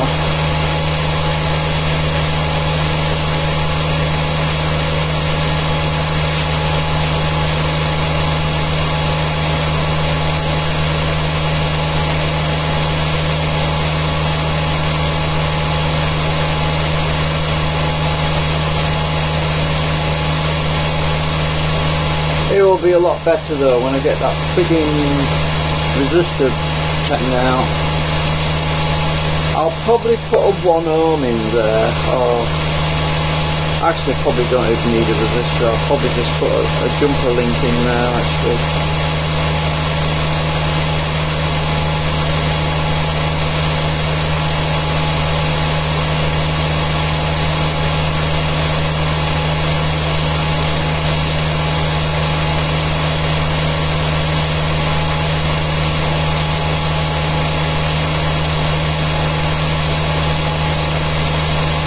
I think what I need to do is put smaller value capacitors. You see, initially I was just using one capacitor on the exit coil, so probably what I need to do really is to have smaller value capacitors on each side instead of having 22, 20, 22, which is on each side of the coil.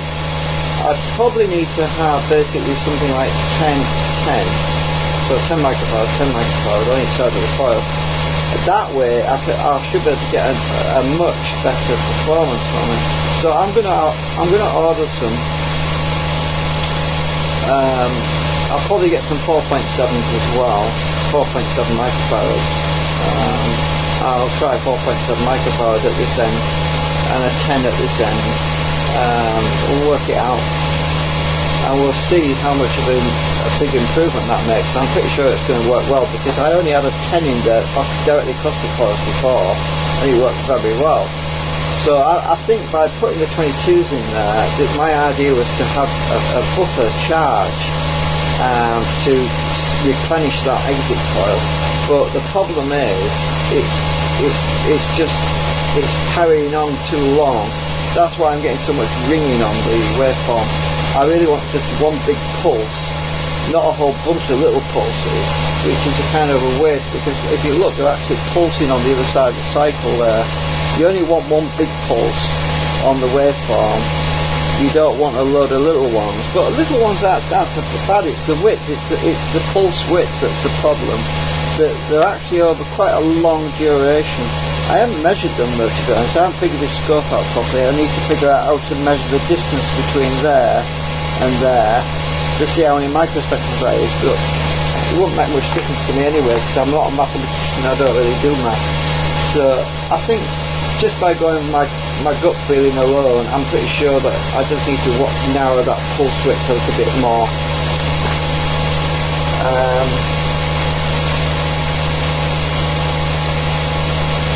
But it seems very stable right now, and voltage, we're only drawing 16 milliamps out of the supercapacitors right now. It's minus 16.8 and dropping. So these LEDs are now being sustained purely by the generator, and they're pretty hot actually. Pretty hot. Let's see how warm those LEDs are. They're getting quite a bit of current into them. Let's have a look. 48 Celsius at the moment. Just measure the back.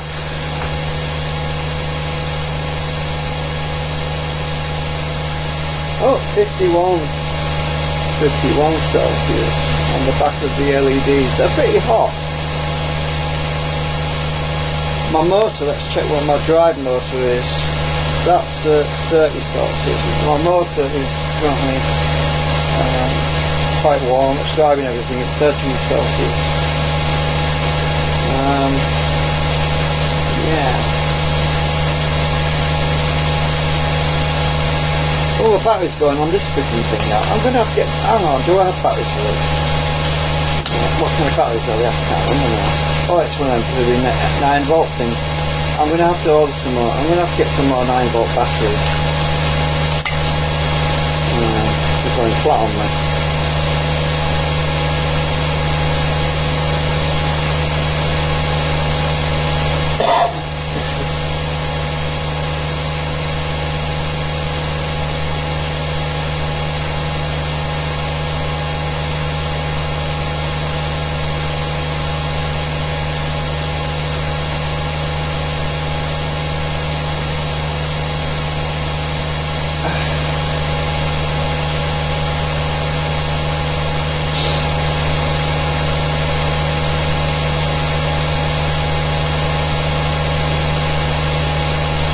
So let's take the load off the supercapacitors again and let's watch it charge again.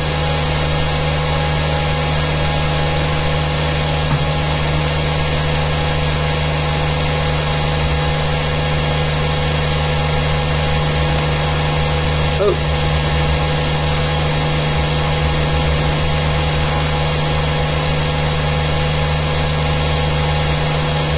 Right, so we're going to charge back up again. Oh, look at that, 92 milliamps we're charging the supercapacitors at now. That's a lot better than it was before. Speed's going up. That's since I bypassed that resistor. That's how much power I was losing in that 3.3 ohm resistor. I was losing about 30 to 40 milliamps. That's close to what I was originally getting. It was about 100 milliamps before, but now it's about 90 milliamps. That's better than what we were getting before. We were about 77, weren't we? We were basically charging to around 77 milliamps before, 78 around, but we're actually delivering 90 milliamps now.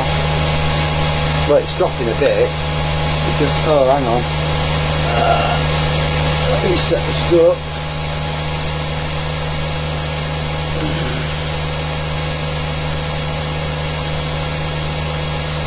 Trying to get a better lock on here. Let me just change the trigger lock. I want to be on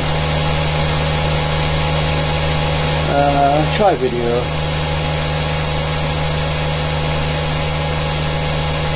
No, let's try pulse. No, let's try slow.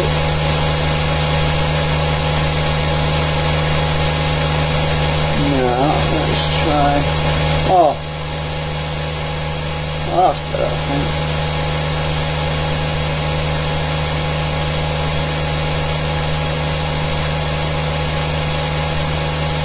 Try Ultra. Oh, that's the other one. The other waveform. That's the other channel. Yeah, Edge. Let's try.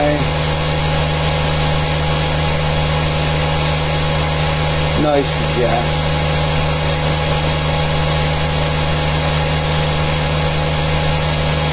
Oh, that's better. That's a lot better. Right. Yeah, that seems to be better with noise reject on, because it was twitching a bit before.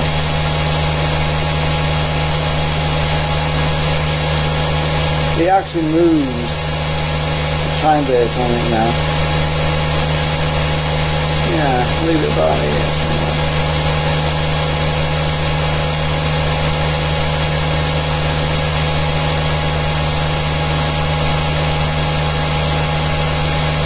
Still moving a bit, still twitching a bit.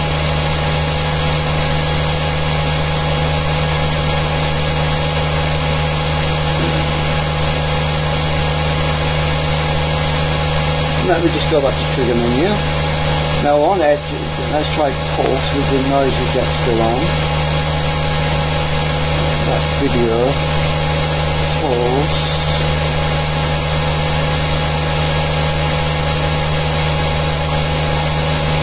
Slow. Yeah.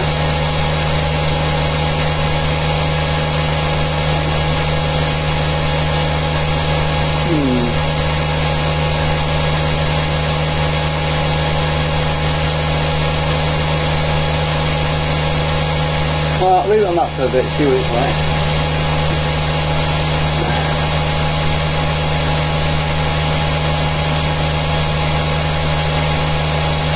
Yeah, look, we've dropped down to 75 milliamps again. Let's tune this again.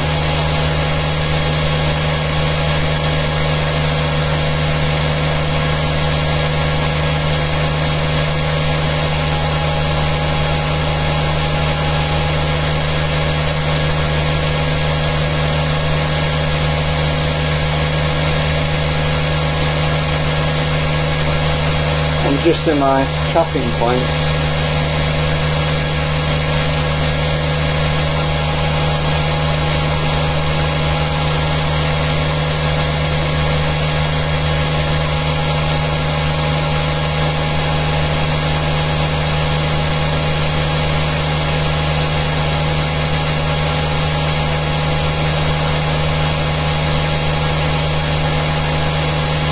Seems to take a while for the things to settle down again, usually when you move anything.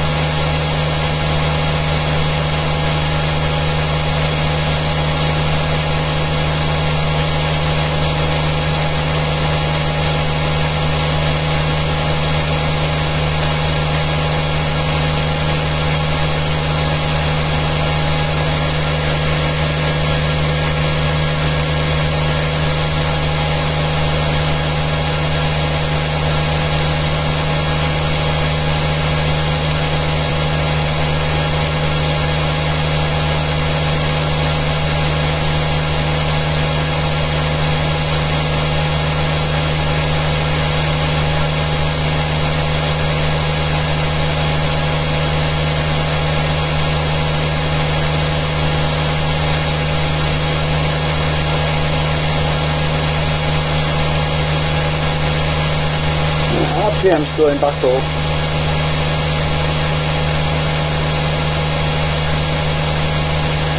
Yeah, my trigger's a lot more stable now, I think.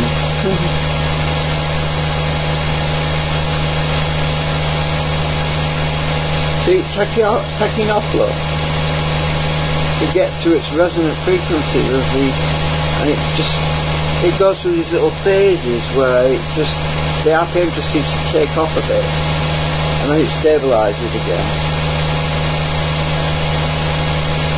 These little sweet spots, I don't know. Oh, it could be just the batteries that are fluctuating, but these are lithium ion, so they shouldn't fluctuate much. They're very stable.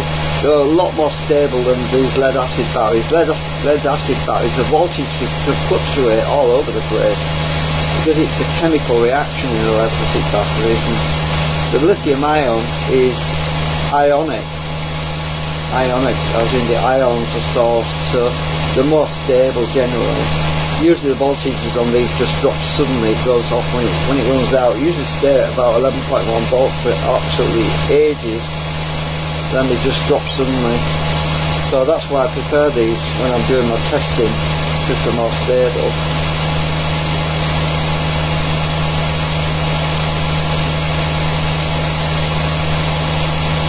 So RPM's timing again.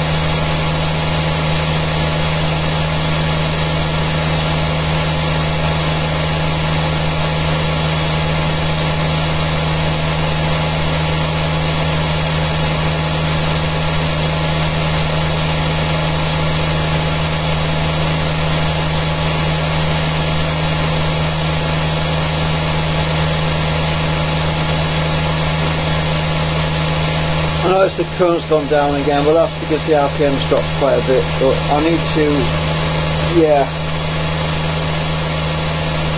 Let's just move this again, let's see.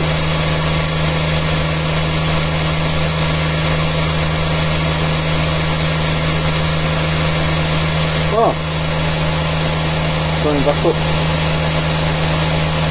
going back down. Let's move that to the other one.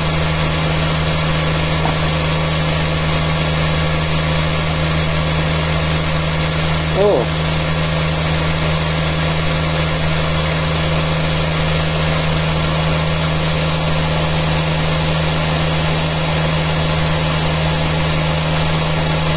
Go to the other end of the scale.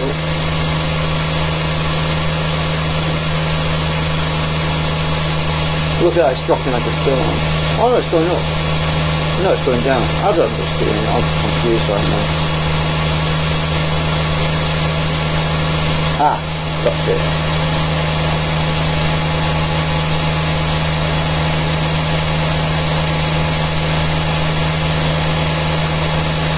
Current's going up, RPM's going up. Well, it was going up, now it's going back down again.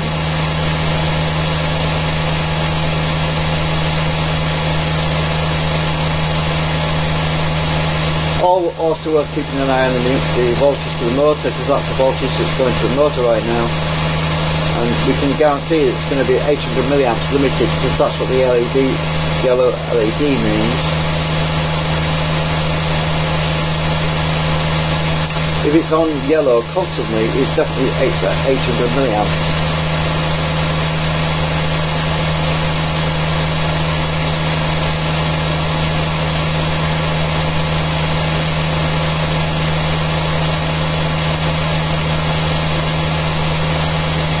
Let's let it speed up by itself by taking the load off a minute. Let's let it see how fast it will go, then put the load back on.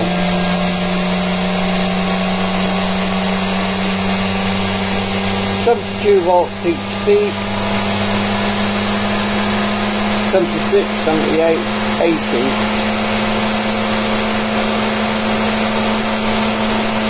81.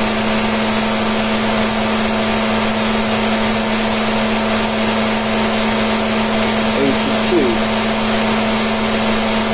Put the load back on.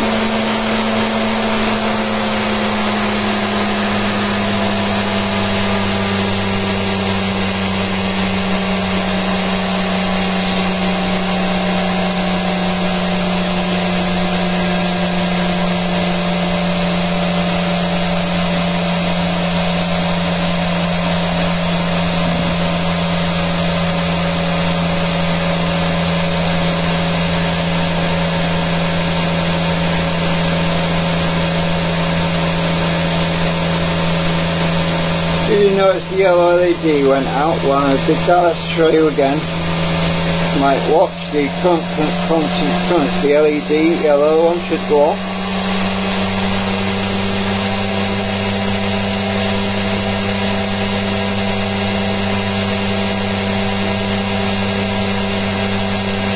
I think my battery's down. Oh, my belt's doing funny things. My belt's sticky, going sticky again. Actually, the yellow LED didn't go off, but my belt is going to... hang on. I think my belt's going to come off. Hang on, I'm going to have to turn it off a minute. Oh, unless I can lift it up and do it. Hang on. No, I can't. I'm going to try and get the belt to go back on the pulley. It's on the edge of the pulley right now.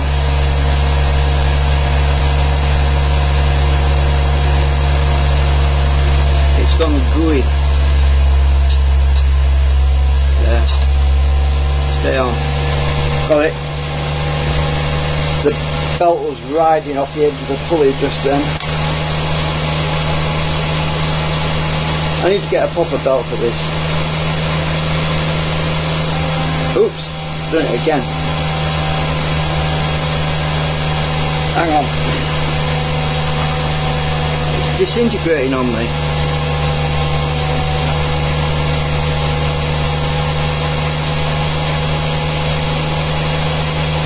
All I need to do, I need to put some rubbers underneath it. Hang on.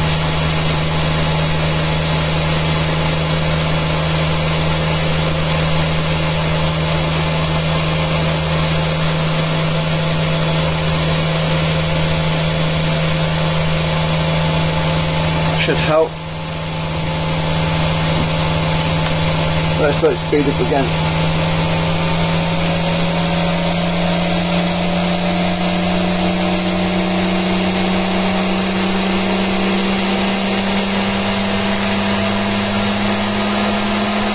The yellow LED went out. That's the consequence. Now it's on constant voltage.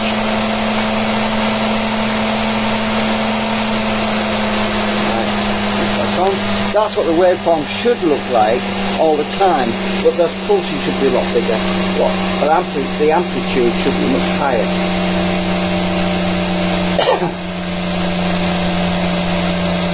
But now they're going to multiple pulses, which is what I don't really want.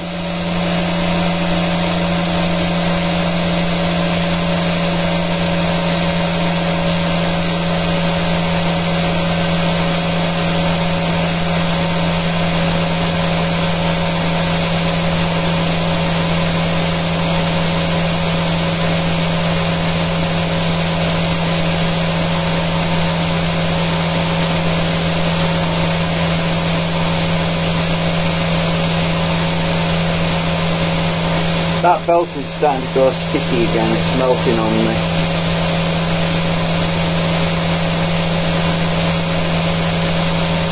I don't think that capacitor is going to charge up anymore. I think we're at maximum right now. So I'll put the LEDs back on. These batteries will die at some point anyway, they'll just start running flat.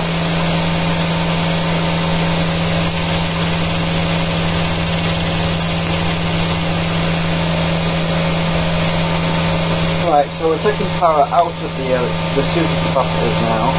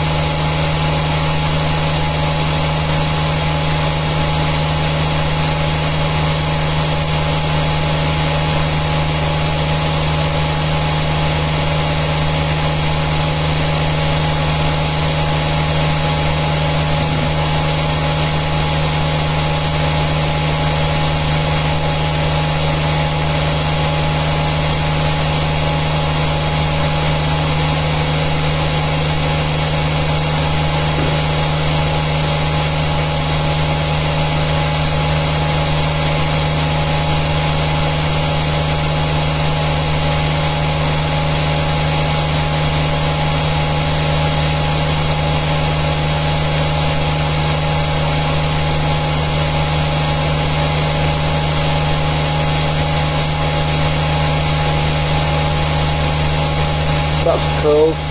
It will be at 8 a.m.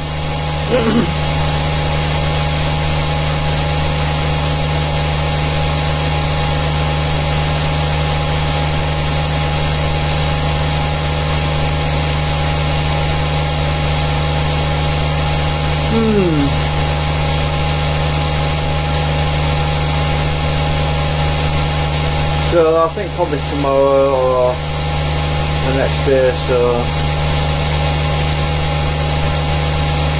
I think I'm just going to order some smaller capacitors anyway, and then I'll come back and do another test. I might actually make two of these. I've got two of these boards I can make up probably.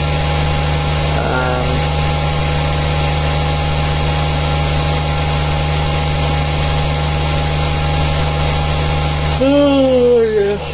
Oh dear, sorry, I'm falling asleep now.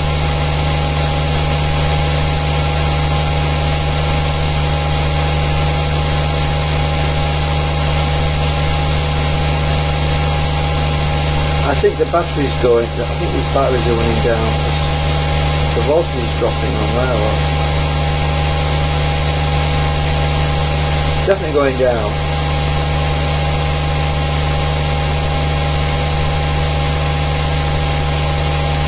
Yeah, definitely going down.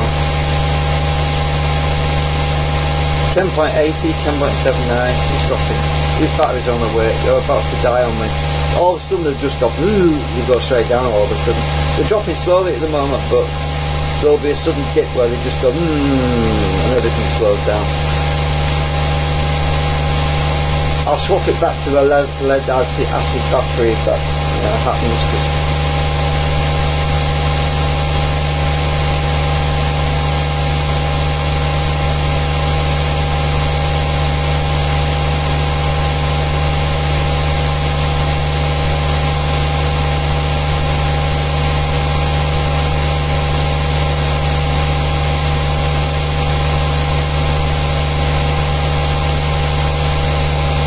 yeah, they're definitely going down. 10.77.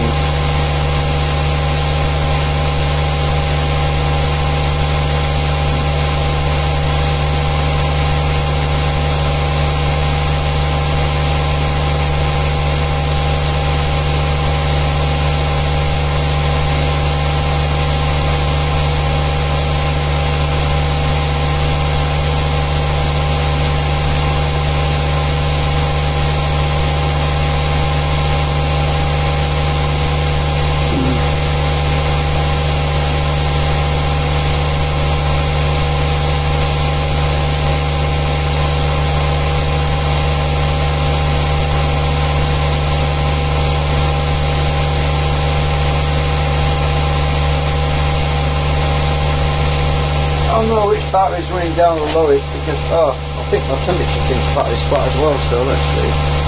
25.1, 25.8,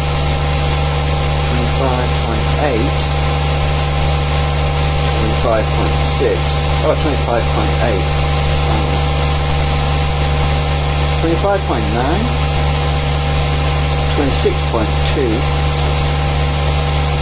26.7,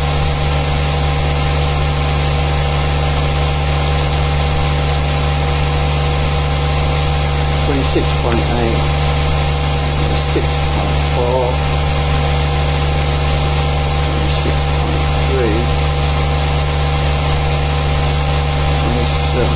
26.8. So the bottom two cells are actually warmer, which means they're lowest because they're starting to lose their integrity. That's what happens when the internal resistance increases as they lose more power. So they start to show the weakness in temperature.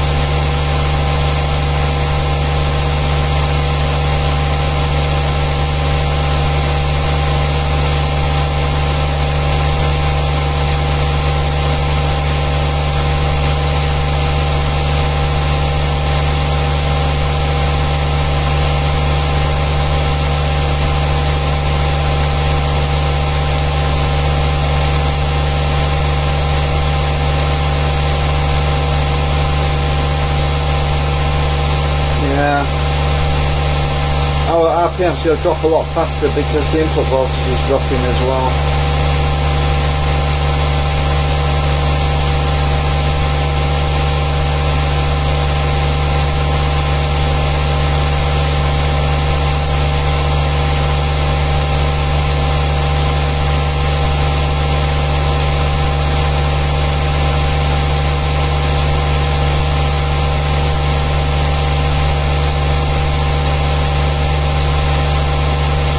So if I take the load off a minute, we can see how much extra power is taken from the supercapacitors, and should be to work out how much power the generator is producing for the LEDs. So if you watch the current, and I take the load off, it jumps up to 110 milliamps, which means we're producing quite a bit of power for the LEDs from the generator.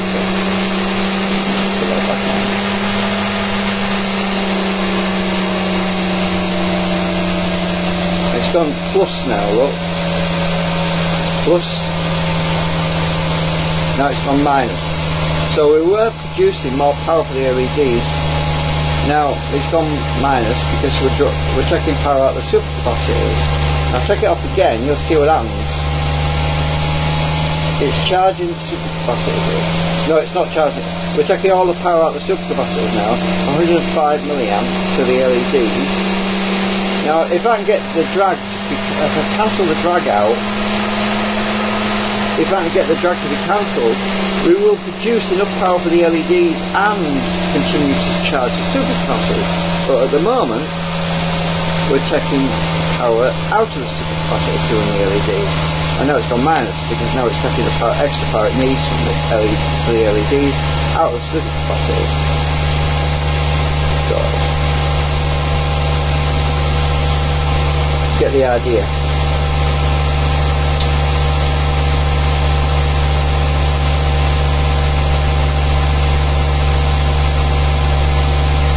Oh, look at the voltage now, it's down to drop 10.6 volts. These batteries are virtually flat.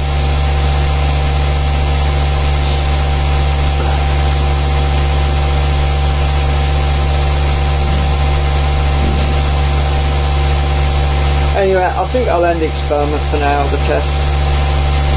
No point in running my batteries down for the sake of it. I need to make some changes to the circuit board anyway, so yeah.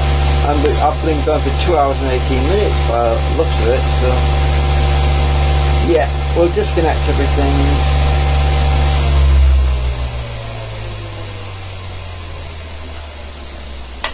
Anyway, I hope you enjoyed the experiment and the testing and whatever. Yeah, so all that power's coming out of the supercapacitors now, and just LEDs are going to go. Run it completely flat. You see the voltage dropping like a stone now. Yeah. Oh.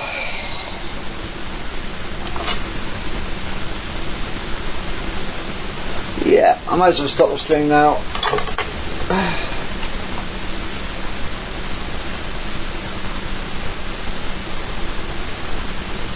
So we'll be back probably a few days, maybe. I'm going to order some more. It's probably going to take a few days for them capacitors to arrive, because I want to put, as I say, I want to put smaller values on the second stage, because I think I've got too much capacitance there. That's why it's just, there's too much of a delay as well.